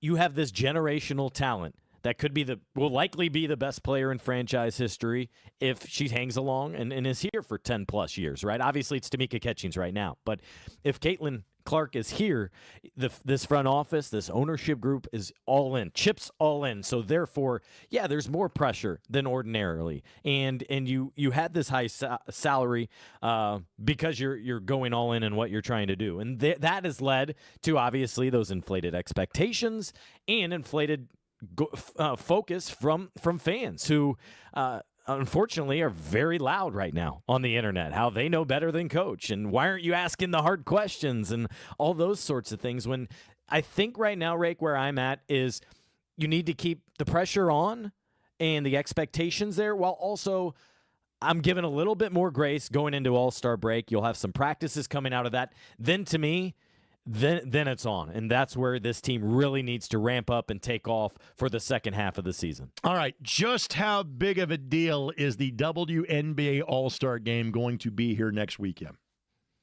I think because it's here, it's significant. I mean, I think this franchise in this city has done a phenomenal job of also, by the way, going all in, I would say, with this game, which generally, from my experience, has been an afterthought. Not many people realize when it is. It's in the middle of the summer, to be fair. A lot of people are on vacations. Go to the airport. It is phenomenal what they did. Go downtown, and not only what the city has done, but even like Nike and Gatorade and league sponsors have gone all out. I'll have a photo gallery on my site here coming up this weekend. I did a 2-hour walk rake downtown trying to encapsulate it because I realize there's going to be a huge number of basketball and WNBA fans that come into the city, but also many more too worldwide and globally that aren't able to experience it. And so I almost wonder if this will have a larger impact in terms of people and engagement than NBA All-Star Weekend did, 15 months ago. And I say that for a couple reasons. One, it was great to have that NBA experience. So now the WNBA, the Fever, Indy can basically duplicate that and take it to another level. But secondarily, it's in the summer. People have time off to travel. Now, more than that, NBA is very commercialized. It's much more about taking care of players' sponsors and engagement and bigwigs and sponsors and all those types of things. I think this will have more fan engagement. And so Friday, we still don't know the rosters officially for those events. That's as you would know from NBA. It's All-Star Saturday night. For the W, it's All-Star Friday night with the game on Saturday. So I am I have high expectations for what's to come here in 1 week. Fieldhouse Files, you know the drill by now. Again, Scott's going to be in town for the Fever tonight and heading out to Vegas for the remainder of the Summer League. Thanks for the time, my friend. Safe travels. All right, thanks, Rick. Scott Agnes joining us on the Insert Your Name Here guest line. I have been asked by my employees to christen it the ISC Sports Network guest line. Probably the last time I get to use that reference before I get dinged by management for shameless free promotion. But Vince, since Vince Morales texted me there, Eddie, there you go. There's your reference for ISC on the program. I'm sure I'll work in at least one more coming up a little bit later on in the program. We'll take this quick time out. We could have a Wimbledon gentleman's final set by the time we come back. Other things to get to as well. Time for you and I on the phone lines, the Twitters too, on 93.5 and 107.5 The Fan.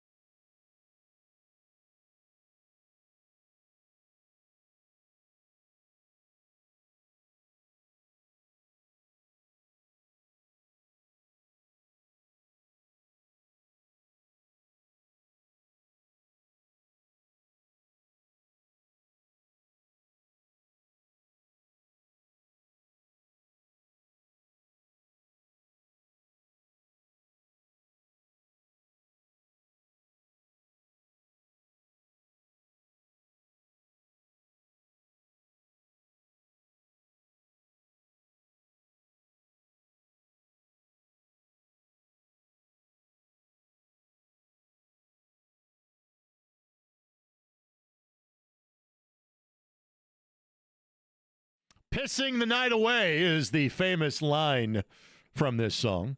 They'll sing it here in a minute. In fact, if I just shut up and listen. Okay, I don't want to listen to them get long. Never mind. This is what's called a callback from the beginning of this hour.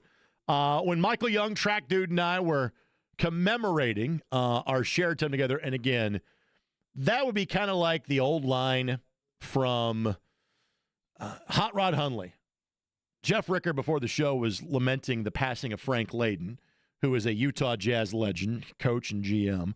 Hot Rod Hundley was the guy that was their television announcer for many years, a radio announcer. Craig Bowler-Jack did a lot of the games in Utah as well. But Hot Rod played in the NBA, and if you played in the NBA back in the days where there were like 8, 12, 16 teams, you're a hell of a player. You're a hell of a player now if you play in the NBA when there are 30 teams, all right? But Hot Rod likes to talk about the night, and Hot Rod has since passed this time, but one of Hot Rod's famous line was the night that he and Jerry West combined to score 73 points. Well, Jerry scored 71 and Hot Rod scored 2. But technically, it's a factual statement. So, like when I say the Track Dude, Mike Young, and I worked together at X103, I did like 7 hours a week of part-time radio. I did Saturday and Sunday mornings, and Michael was the music director. So I worked with him at X103. He didn't work with me at X103. But I asked him, I said, all right, I said, if I had to say, all right, what was the, crappiest song you had to play because the music rotation, the advisors, et cetera, said we should include this in alternative music.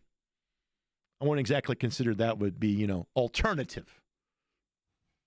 Tub Thumping Chumbawamba was the song that he came up with. He was much happier we let in with Danzig and Mother. Novak Djokovic may have said Mother something else a few minutes ago because his run at Wimbledon has come to an end. Jannik Sinner will meet Carlos Alcaraz for a second time in as many majors. They did it a month ago at the French Open. They will play for the Wimbledon Championship as well. And there is most certainly a big two in men's tennis. And Eddie and I are watching this, obviously not listening to this, so we can focus with you, the listening audience, here on 93.5 and 107.5 The Fan. But in watching the graphics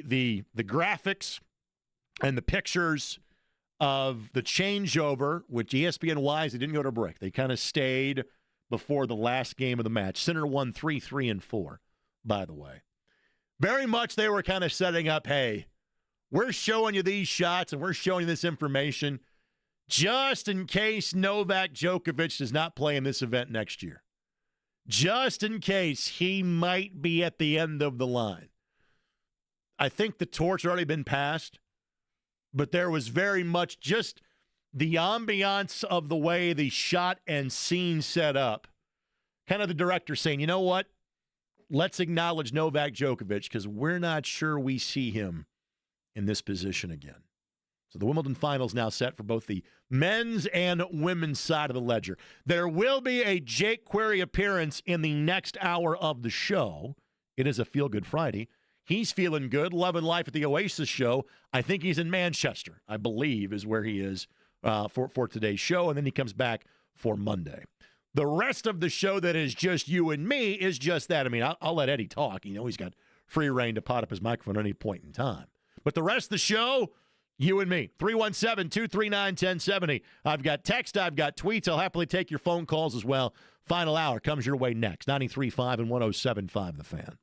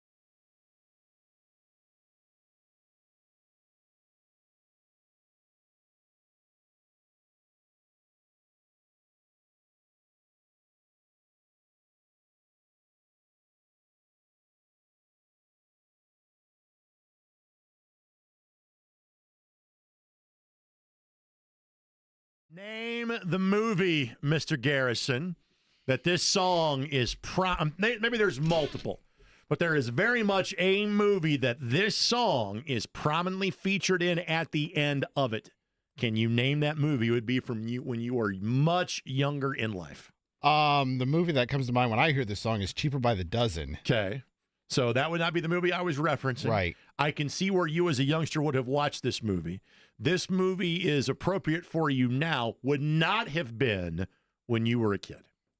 I don't know what movie you would be referencing. Well, there's a lot of being movies honest. that would describe that. People of this listening audience of this show know in particular how much or how lack thereof of my Rolodex of music, or not music, but movies are. Sure. Things that I haven't seen that most people have seen. American Pie 2. Okay, I've seen American Pie, but not number 2. Okay. It's the same general plot. I figured. A lot of TNA, young humor. First one worked. Let's work for the second one. Working for the third one too. Yeah. Kind of sticks with the entire theme of the American Pie brand. But yes, that is prominently featured at the end of American Pie 2.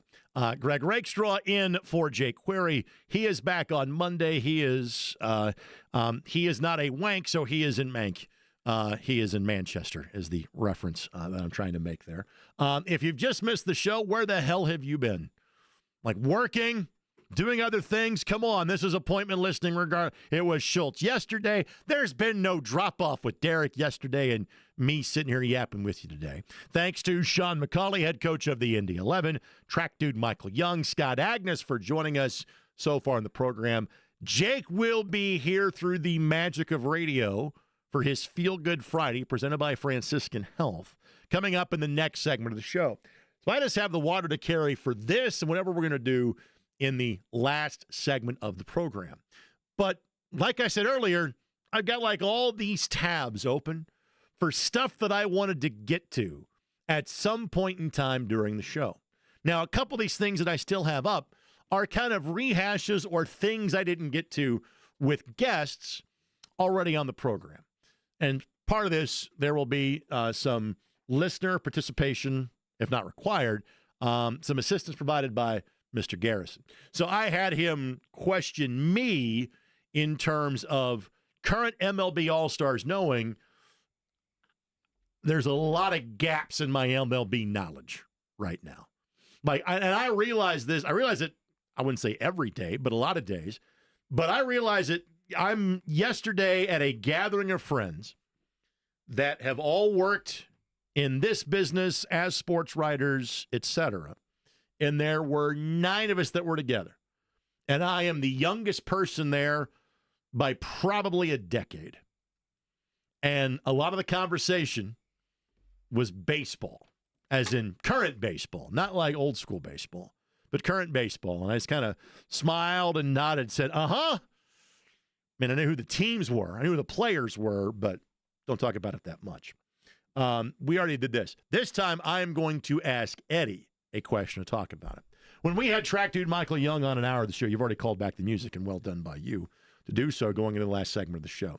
But when I mentioned him, I said, what has your attention for the remainder of the season? Let me set the stage here. There are 7 points-paying races left to go. Alex Pillow leads by 113 points. The most points you could score in a race is 54. In other words, Alex could say, you know what, blanket, I'm going home. I'm not going to race in Iowa this weekend. And the fewest points he would lead by would be 5 if somebody swept all 54 points in both races, okay? That's how good he has been, even with the bobble that he had last week. And if you're going to lose to a teammate and finish second, which is what he did. It was not team orders, believe me, that was not the case. I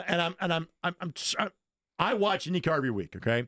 The 2 things that I watch the most of that are not on my beat, so to speak, are somewhat similar. IndyCar and F1. We're like, I'm taping every race, or I'm DVRing every race. There's the more modern way to say that. Have you seen the movie? I have not seen the movie yet. I do have some travel coming up, and so I'm kind of hoping it is something I could maybe watch it on my phone on a flight, because it's a 2.5-hour movie. And I'm a busy man. I'm not sure when I have 2.5 hours free. Jake said earlier this week he and his dad went to go see it, and he said it was really good. Yeah, So. that's everything that I have heard is that it has been really good. And it caught my attention that Martin Brundle, for those who don't know who Martin is, Martin's the lead commentator for Sky Sports, which is what we get on ESPN, F1 coverage, who was a longtime F1 driver. So they're doing a bit, and I think they were at Circuit of the Americas, where Brad was actually driving the McLaren car. And where Martin's like, hey, buddy, I'm not saying you're an F1 driver, but like you hit the point to accelerate where the pros do. You hit the braking spot where the pros do, because that's actually really impressive. And he goes, well, I think we determined I put in 6,000 miles in a car shooting this movie and in training for this movie. He goes, hopefully I have picked some things up. He also talked about how much he'd been watching IndyCar, which I know Matt Archuleta tweeted and was in the Fox broadcast and talked about last week. A long-winded way of finally getting to this point. In talking with Track Dude, there was something he said about what he is watching for the rest of the season, and that is the absolute struggles, and will it continue for Team Penske? So here's my question finally to you, Eddie. Where do you think Joseph Newgarden currently is in the point standings for IndyCar for this season? Again, winner's going to be Alex Palou. We know that. You would not be surprised to know that Kyle Kirkwood is second because he's won 3 races. May I ask a follow-up? Yes. How many drivers are in the standings in total? There are 34 because 34 have competed in a race this year. There are obviously 27 cars in every race. Mm-hmm. So, needless to say, the 7 guys that ran Indy only are 28th through 34th. Okay? He's had 3 straight DNFs. He's had 3 straight DNFs, yes. 20th? 20th. Your math is pretty good. He's 19th. The guy that has won the last 2 Indy 500s, a Team Penske driver, who we're not talking about him in terms of Penske has really had, other than moving in McLaughlin to replace Elio, then eventually Pagenaud, this has been the Penske lineup for the last 5 years or so. Mm-hmm. And Newgarden's been there for, I think maybe in the neighborhood of a decade now, but it's been in the series for 14 years. We're talking about Will Power. Is Will Power going to be back next year as he's in his mid-40s? Newgarden is 19th. Newgarden has finished 22nd or worse in 5 events this year. He's finished 25th, 25th, and 27th the last 3 races. That's crazy to think about. And I hope you had a chance to go back, or not go back. I hope you were listening at some point in time last weekend. 4th of July weekend every year, we now do kind of a year in preview and a year in retrospect edition of Network Indiana's Indiana Sports Talk. And they have me host it and put it together. And when it comes to the silly season, first of all, the thought is there may not be that much movement in terms of the IndyCar paddock this year. But the one domino that everybody's kind of waiting to fall, does Penske bring back Will Power for 1 more year or 2 more years? Is it Malukas? Is it somebody else? A guy that has been very impressive while he's not threatened for a race win. The fact that Rinus VeeKay has been in the top 10 6 times running for coin catches your attention. Is it somebody else in that seat, and does that then lead to other moves? Is there a move coming at Andretti because they've got some young guys in their Indy Next program that they might be wanting to kind of move up? But I asked Kurt, I said, hey, from a silly season standpoint, is there anybody we should be talking about? And he goes, I'm curious if Joseph Newgarden needs a change of scenery. In other words, says, you know what?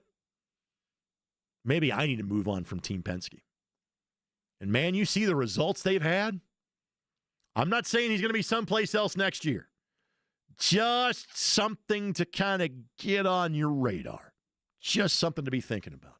IndyCar races tomorrow at 5 o'clock, Sunday at 1 o'clock. Of course, all television is on Fox. From a radio standpoint, we've got the Racer on the Fan tomorrow at 5, and then IBC, because of Fever Basketball, has the race Sunday at 1. So if you want to talk about the IndyCar series, feel free. If not, I'll move along. I asked this question of Scott Agnes a couple of segments ago. Whom is your favorite in the East because of all of the tumult? So basically, the seeds at the end of the season. Cavs 1, Celtics 2, Knicks 3, Pacers 4, Bucks 5. Pacers obviously beat 3 of those teams to get to the NBA Finals. But 3 of those 5 teams, are going to be worse than they were a season ago. The Celtics without Jason Tatum and moving a lot of pieces around on that roster. Celtics will look very different next year. They were knocked out early enough. It is possible Tatum could come back late in the season, but he's not going to be much of a contributor, you would think, this coming year. Obviously, I don't need to rehash the Pacers situation to you. Listen to this radio station, you kind of know it by now. And again, I think the Bucks made a good move because, again, their number one goal is to keep Giannis happy and keep him in Milwaukee. And I know there is a guy that does a Twitter, Twitch, YouTube show. I Show Speed. How's that for a name? Anyway, he had an interview with Giannis this week. And when he asked Giannis, you stay in Milwaukee? He goes, yeah, probably. But he's saying, hey, this is where I want to be. This is home. This is where I want to be. So I think that move was good for them just to keep him there. But are the Bucks as good as they were at this time of year ago? I don't think so. So it kind of defaults to the Cavs being the best team in the Eastern Conference, right? Cavs 1, Knicks 2, and then it's kind of open season from that point in time. We talked about that with Scott. We can talk about that with you if you'd like. The other team that you go, all right, they made a move to get better, would be the Orlando Magic. Bringing in Richmond's own, Seton Catholic's own, Desmond Bane from the Memphis Grizzlies. Extending Paolo Banchero. Extending Franz Wagner. They have their core going forward. The Orlando Magic are a team to potentially watch making a major move. And to be honest with you, I kind of bring this up today, not just to fill time, but almost with an acknowledgement of, hey, we're probably a couple of days away from largely from a conversation standpoint, putting the NBA to bed.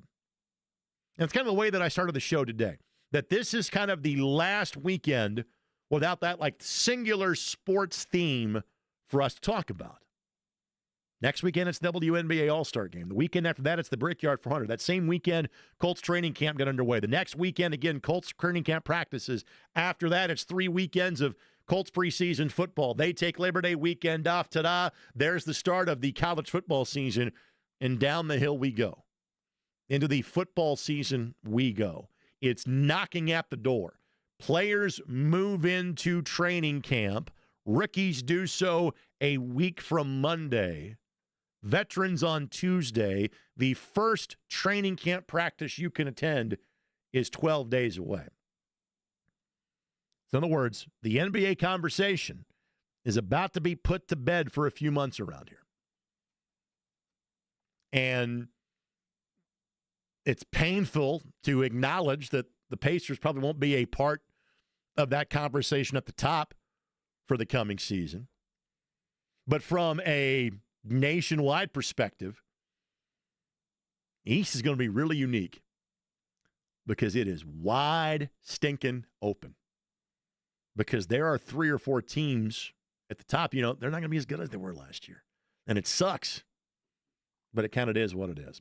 The other thing that I wanted to get to, and we've already acknowledged my lack of current baseball knowledge, but there is something that caught my attention. This is now about a week or so old. But the guy that I'm filling in for in Jake Query and the guy that filled in yesterday in Derek Schultz, in case you didn't know this, man, we're kind of friends and each other for about, 20, 25 years at this point amongst the three of us. And on Tuesdays, when they get together and do one of Jake's side hustles, Query and Schultz on the ISC Sports Network, I'm the graphics guy on the show. So if you watch that show and go, hey, the graphics kind of snarky, that's me. I can be snarky. It's kind of a creative outlet for me. But Derek talked about his hero of the week was Clayton Kershaw because of him tripping that 3,000 strikeout barrier.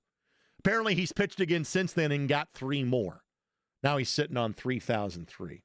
And it's one of those things that you knew this cliff was about to hit or pitching was going to change.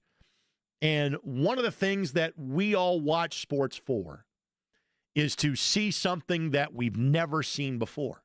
The obvious local example of that was the Pacers being so stinking close to that first NBA championship 3 weeks ago. We hadn't seen that. Or you watch sports for that superlative individual athlete that you've not seen the likes of him before. And I'll route it back to the tennis conversation that we've worked in a couple of times. Part of the reason why I don't watch as much tennis as I used to is the fact that Nadal and Federer and Djokovic were so good. Even if I think Jannik Sinner and Carlos Alcaraz are really good too, I'm like, I've seen this before. Like, I've already seen as good as it's going to get. I'm not sure if I need to keep watching. I'm not sure if what I'm going to see is better than what I've already seen. Well, maybe another thing that would lead us to watch sports or something to acknowledge is when you are seeing something happen for the last time. And that has some finality to it.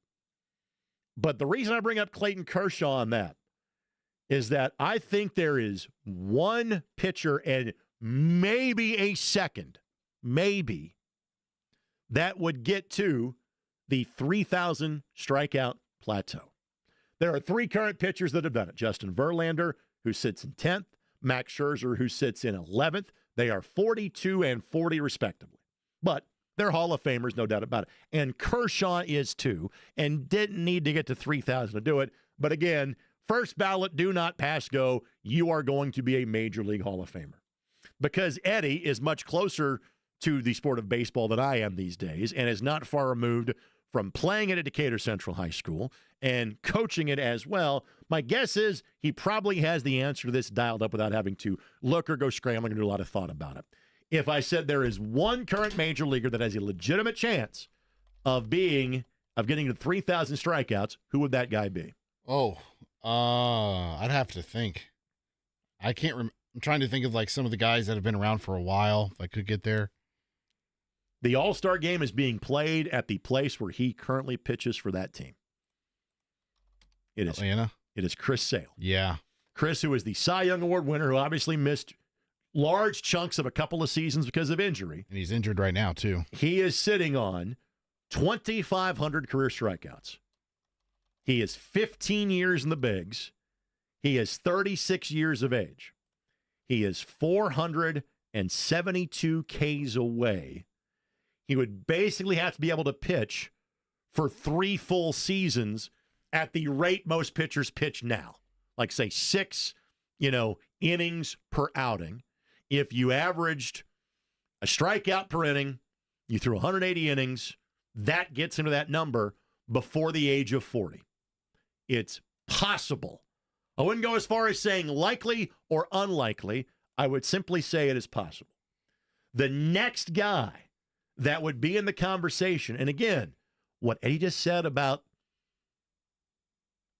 Chris Sale, you'd say about Garrett Cole, because he is what, Eddie? He has Tommy John right now. He is injured. Garrett, former Indianapolis Indian, by the way. 12 years in the bigs, 34 years of age, 2,251 strikeouts, 749 strikeouts away. There's 2 other active pitchers that have more than 2,000 strikeouts. And both these guys are at the end of their careers. We're not going to get there. Charlie Morton is 41, and Yu Darvish is 38. But they're not going to pitch long enough to get to 3,000 strikeouts.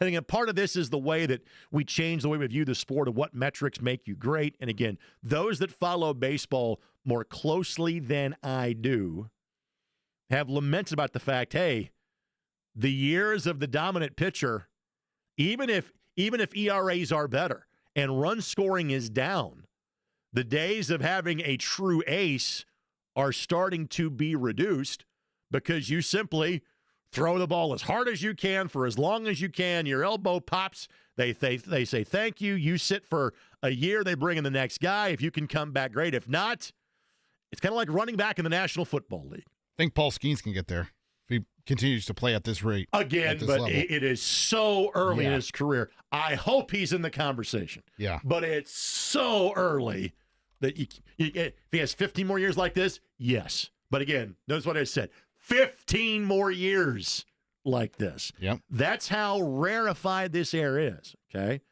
And I mean, and I grew up, the guys that were pitching that are on this 3,000K list, like I literally grew up watching all of them other than, say, Walter Johnson, who last pitched in the 20s, as in the 1920s, not the current 20s that we are living in right now.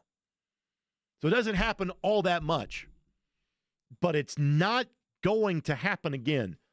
Maybe there's one guy, potentially two, that are still active that could get there. So there's something that hit me. I'm like, all right. Had a couple of friends who wanted me to talk a little more baseball on the show. There you go. But in doing that show earlier this week, and it was, hey, let's recognize this guy. And I started looking up the numbers, and I'm like, we may never see this again. I mean, that's strong words to say in any conversation, but especially in sports. The ball always gets advanced farther, right? The athleticism always tends to be greater. But to say something we'll never see that again, it's a pretty powerful statement, isn't it? Makes you appreciate what Clayton Kershaw and Justin Verlander and Max Scherzer in current times have been able to do. Through the magic of radio, Jake Query's in another country. I've been hosting the show until now, but it's Jake Query when we come back on 93.5 and 107.5 The Fan.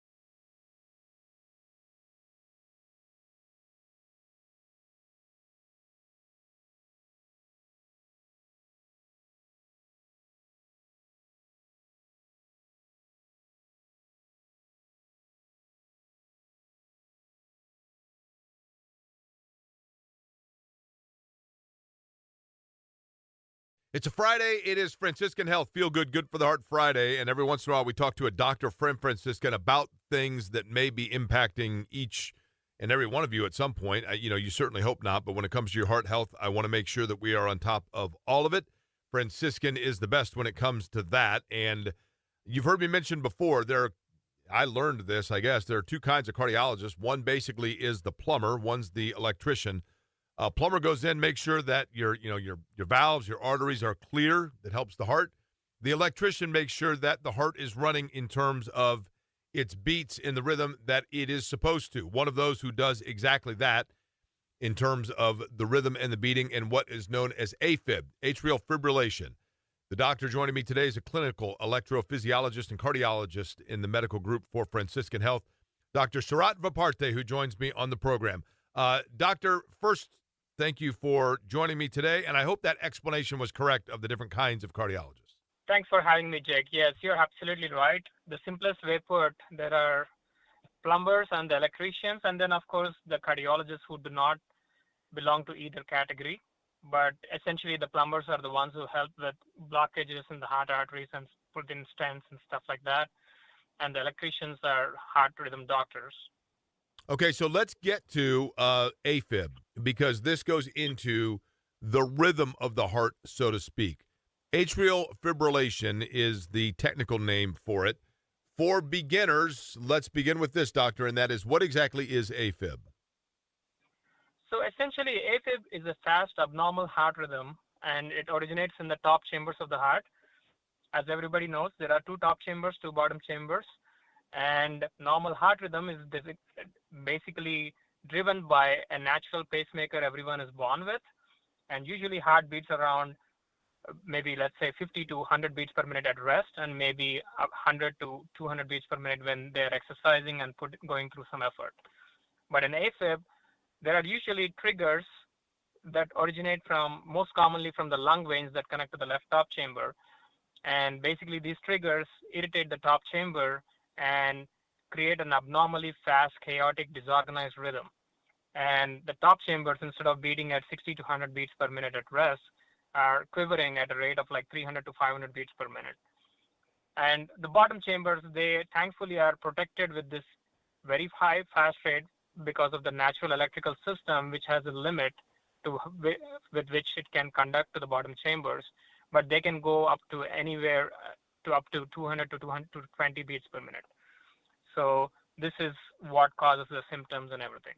I was going to say, do we know specifically, doctor, and we'll get into this a little bit, is there an age range in which somebody can suddenly fall into or become a patient with AFib? Or, what exactly do we conclusively know what are contributing factors to it that happens to somebody over the course of their life?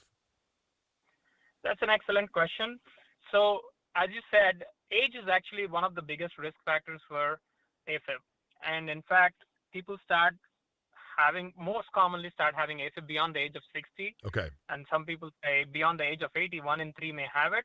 And if you talk to some other people from our specialty, they would say if everybody lives to an age of 100, like there's a chance that everybody may develop AFib at some point in their life. So essentially, it's a function of age. So it is one of the major risk factors. With regards to the other risk factors, obesity, diabetes, sleep apnea, heart or lung disease of any type, whether it's congenital heart disease, blocked arteries, valvular problems, major infections of the body, like thyroid disease, excessive alcohol consumption. These are all the other things that can put you at risk for AFib. Now, can somebody with a younger age develop AFib? Yes, of course. There are certain groups of families where AFib runs in families, and they have a special tendency to start developing AFib at a younger age. They're still trying to find or isolate the genetic mechanisms behind it, but at this time, we don't have a clear gene responsible for this. And then there are also, of course, younger patients. Sometimes they have other abnormal rhythms, such as supraventricular tachycardias or SVTs. They tend to trigger AFib, and oftentimes younger people, when they have AFib, the things which we commonly look for are family history, look for other abnormal rhythms such as SVTs, congenital heart disease, excessive alcohol use, These are all the things which can make a younger person have AFib. When one goes into AFib, let's say for the very first time, doctor, and Dr. Verparte is my guest from Franciscan Health. Once you go into or you have experienced AFib and either, medication or procedure takes care of that, are you then prone to having it recur over the course of your life, or is there really no rhyme or reason as to once one has it and it goes away, whether or not that is something they will deal with for the rest of their life? So AFib is a very complex abnormal rhythm, and we are still, after 20 years worth of research, we are still trying to fully understand exactly how it begins, how it propagates, and how it perpetuates itself. So one has to remember that AFib initially starts off as triggers in certain locations, and most commonly these are the lung veins or the pulmonary veins that connect to the left top chamber.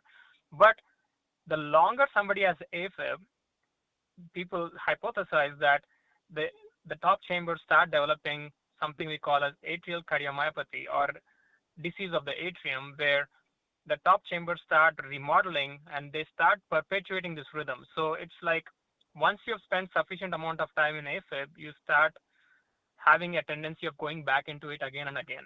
So for this reason, like, it's critical or important to get to it as soon as possible, as evidenced by more recent studies and trials since 2018, 2019, which has clearly shown some data that the sooner we get to them and sooner we aggressively try and prevent AFib with either medications or ablation, the lesser likelihood that it will progress, the lesser likelihood that it is going to come back after a treatment. But at this time, we don't have anything that is like 100% curative of this type of an abnormal rhythm. There are other rhythms where we have near 95 to 99% success rates. But with AFib, with current existing treatments, whether it's medication or ablation, the best success or best rate of prevention we can get in the long term is about 75 to 80% or so, is what I would say. Okay, then lastly, doctor, in terms of the treatment, the medications that one, how arduous is the medication treatment? And, if somebody does go into AFib, you mentioned that this is very common, in particular after 60, certainly after the age of 80. But what just is the level of concern for somebody with medication that has been conditioned to AFib?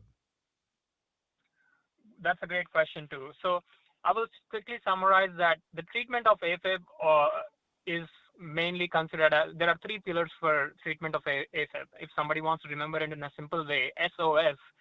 S stands for stroke prevention. O stands for optimizing risk factors and optimizing other comorbidities. And the last S stands for symptom control. So stroke prevention, everybody with AFib is at slightly higher elevated risk of stroke. On an average, a person with AFib has 5 times risk of elevated stroke compared to somebody who does not have AFib. And in some other people, the risk of stroke is higher. And so we use a lot of scoring systems, and predominantly we use age, gender, prior history of hypertension, diabetes, prior heart attack, strokes, congestive heart failure in these scoring systems. And we assign certain number of score points, and based on that, we decide whether they will benefit from a blood thinner to protect them from having a stroke or not. And if they are not a candidate for a blood thinner, but they're at high risk of stroke, we have certain procedures called a Watchman or an appendage closure device implantation that can be used to prevent strokes. The second pillar, optimizing risk factors and comorbidities. We actively look out for obesity, sleep apnea. Everybody beyond the BMI of 27 should consider some form of weight loss, increase exercise, cutting down on alcohol and smoking, cutting down on caffeine if caffeine is a major trigger for that particular person, and diet, especially rich in fiber and unsaturated fats rather than saturated fats, so on and so forth. And the third one is a symptom control. Symptom control is either done with medications or with an ablation procedure. Medications, we have two categories. There are medications which just help in slowing down the heart rate, and then there are medications which help us in preventing AFib from coming back. In the past, 20 years back, people used to think that slowing down the heart rate is good enough. We don't have to bring people back to normal rhythm. And over the last 20, 30 years, we have found that leads to a whole host of downstream effects, which get more and more difficult as one spends time in AFib, and it becomes virtually impossible for us to get them back to normal rhythm if you lose crucial time. So we reserve just rate control medications, or the medications just to slow down the heart rate, only for people who are not good candidates for trying to bring them back into a normal rhythm. Some examples are people who have had AFib for several years, and people who are beyond a certain age where their quality of life does not warrant us to be very aggressive with medications or ablation. But for everybody else, we would love to bring them back to normal rhythm at the earliest. And the medications, there are like 6 to 7 medications we use for that particular purpose, and they're all called antiarrhythmics. There is good and bad with these medications.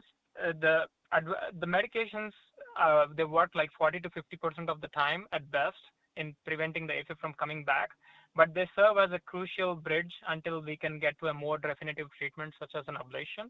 And sometimes they act as an adjunct for a person who has already had an ablation, especially if they have recurrence early, right after ablation and things like that. So I can go further into the detail, but many of these antiarrhythmics, they have their own side effects, but we have our own mechanisms. We appropriately choose the patient and we follow them sufficiently to make sure they're not having these side effects. And we usually follow them at least every 3 to 6 months to make sure they're not having problems with these medications. Now, ablation is the best strategy in somebody who is trying to get back to normal rhythm, and it is a class 1 indication as a standalone or with medications these days, at least since the last 3-4 years. Ablation is basically a procedure where we intentionally go into the heart and create scar in a strategic location to prevent these abnormal rhythms to continue or perpetuate. So for most of the people, we intentionally create a scar around the lung veins to prevent the triggers from coming back. And some people who have had AFib for several years, we need additional ablation in other locations. And sometimes we may need extra ablation procedure. Sometimes people may need a second or a third ablation procedure. But at this time, the best strategy is to do the ablation. It is fascinating. It is always, of course, evolving, I know, and Franciscan Health is the best. And on top of all of it, franciscanhealth.org is the website. Great doctors, again, like Dr. Sharat Viparte, who joins us today from Franciscan, the clinical electrophysiologist and cardiologist from the Franciscan Health Group. Doctor, I certainly appreciate the time and the continued work, not only in what you do in saving people, but the education of it as well. Appreciate the time, and we wish you the best for the weekend. Thanks so much, Jake. I appreciate your call. Thank you. Appreciate the interviews as always for Franciscan Health. Again, $49, the heart scan, non-invasive, so easy to do. franciscanhealth.org/screening bundles for more information. We'll come back. Greg will round us out here on a Friday edition, Query & Company.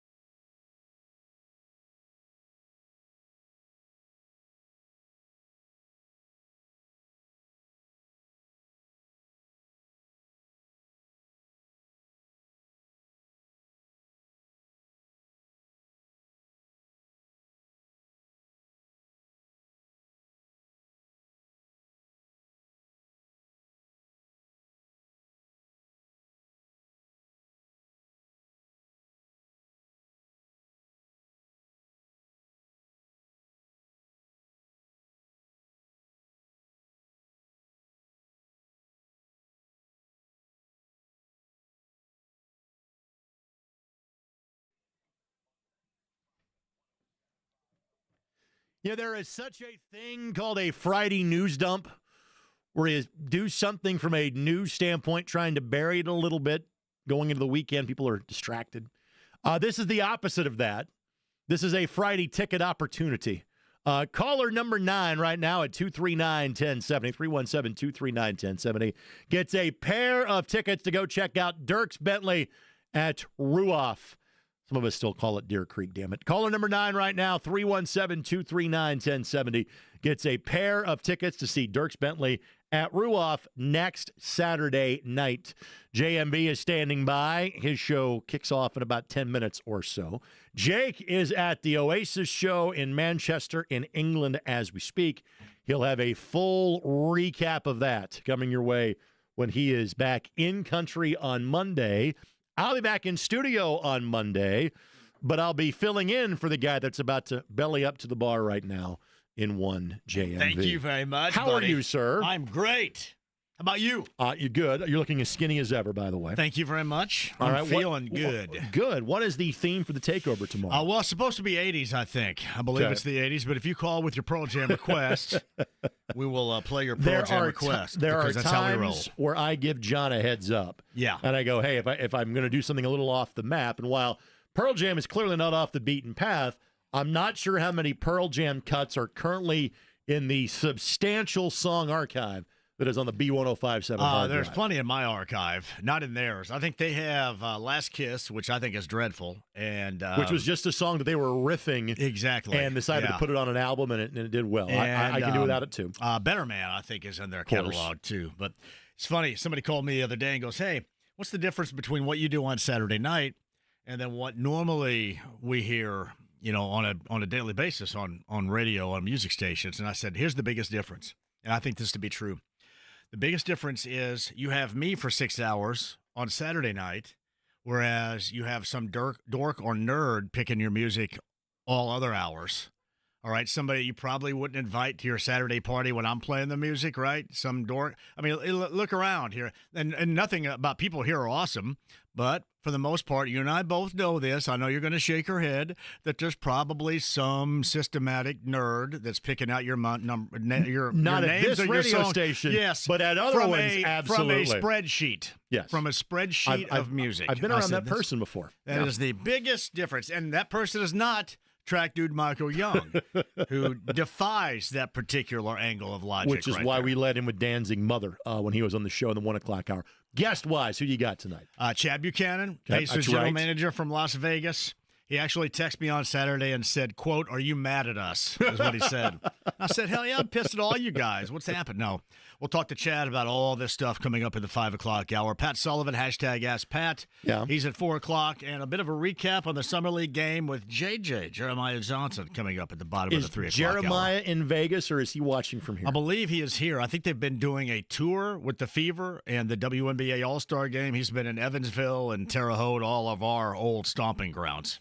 I know Eddie White, I think, and group were literally outside of our studios for a while today with their scavenger hunt across the... Scavenger Hunt. Did you ever see that movie back in the 70s? Scavenger Hunt. I can't say that I did. The star of that film was one Richard Mulligan. Do you remember Richard Mulligan in Soap? Well, I remember Richard Mulligan from Empty Nest, right? Empty Nest in the 1980s. Chris McNichol was in that as well, Yes, correct? And he was in the, remember Soap? Of course in the I 70s do, yeah. with Billy Crystal. Robert Guillaume was in Soap, absolutely. And then Benson was the spinoff. of correct. that. But yes, Scavenger Hunt. I think my Saturday night last night was a perfect one because I decided to call the takeover before I then called the Indy 11 game. Indy 11 have not had a great year. I called the show early, and the Indy 11 played their best match of the season, win 3-0. So we're going to start doing that on a regular basis. I like it. But when I got home last Saturday night, what was on IFC but Teen Wolf? Yes, it was. I got to sit there and think about Boof after, the soccer second match. greatest basketball movie of all time. Teen Wolf. Was it not? Oh, God. The basketball was so god-awful in that movie. Matt Arnold was the actor that played Mick. And I had him on the show. Yeah. Tony Donahue back in the day. He tracked also him played down. Scary Harry Larry in Threesome, by the way. Exactly. Also had that role, too. And he called in from England where he was doing a play and told us something we already knew on this show. He said he'd never played an ounce of basketball in his life. There was one guy in that film that looked like that redheaded dude, the left-handed lefty redheaded number dude. 45 that had a decent jump shot from the left elbow. Yep. That appeared to be the one guy that had any basketball experience whatsoever. God bless Chubbs. Not exactly, but I do remember when our buddy Kevin Kuntz used Chubbs as his avatar. Always thought that was Were funny. you shocked at the Beavers' 28-2 run? I think I mean, all they of us spanned were. a couple of quarters there. It was with a Pacers-like 28-2 comeback run. they had in it the was. postseason. It was something like what the Pacers have done in the postseason. It was incredible. I mean, and the Dragons couldn't find an answer. I'm just Scott amazed Howard. they played their regional championship apparently a Friday afternoon at 4:30. Yes, and with one official. One referee. We only need one. There was one shot where number 23, who kind of looks like the guy from the Facebook movie that lives in Bloomington, Jesse Eisenberg, correct? Oh, yeah. Yes. 23 in that movie looks like he could have been Jesse's dad. He gets hurt by Scary Harry Larry Mick in that movie, and there's a cutaway shot to the bench, and 23 is on the bench reacting to 23 getting hurt. They didn't exactly spend a lot of time in terms of quality editing the basketball scenes in Teen Wolf. It looked like this was put together pretty quick. The supporting cast had Doug Savant, who went on to fame on Melrose Place. Yeah. Remember that? And also... Jerry Levine is Styles. Yes, Jerry Levine is Styles, and he turned out to be a really close friend, did he not? Which one was the close friend to Clooney? One of those two was a close friend to George Clooney. Jerry Levine ended up on a Seinfeld episode, if you remember. But Kurt McCown who was also in Can't Buy Me Love. He Can't Buy Me Love. Correct. Yep. Absolutely. Quentin is here. Let the fun begin. Yeah. Would you like to stop this conversation and do your own show? Can I? Yeah, you can. Please. Let's go to break. I can go ahead and JMB's keep next. it. The guy that actually does this every day. 93.5, 107.5, The Fan.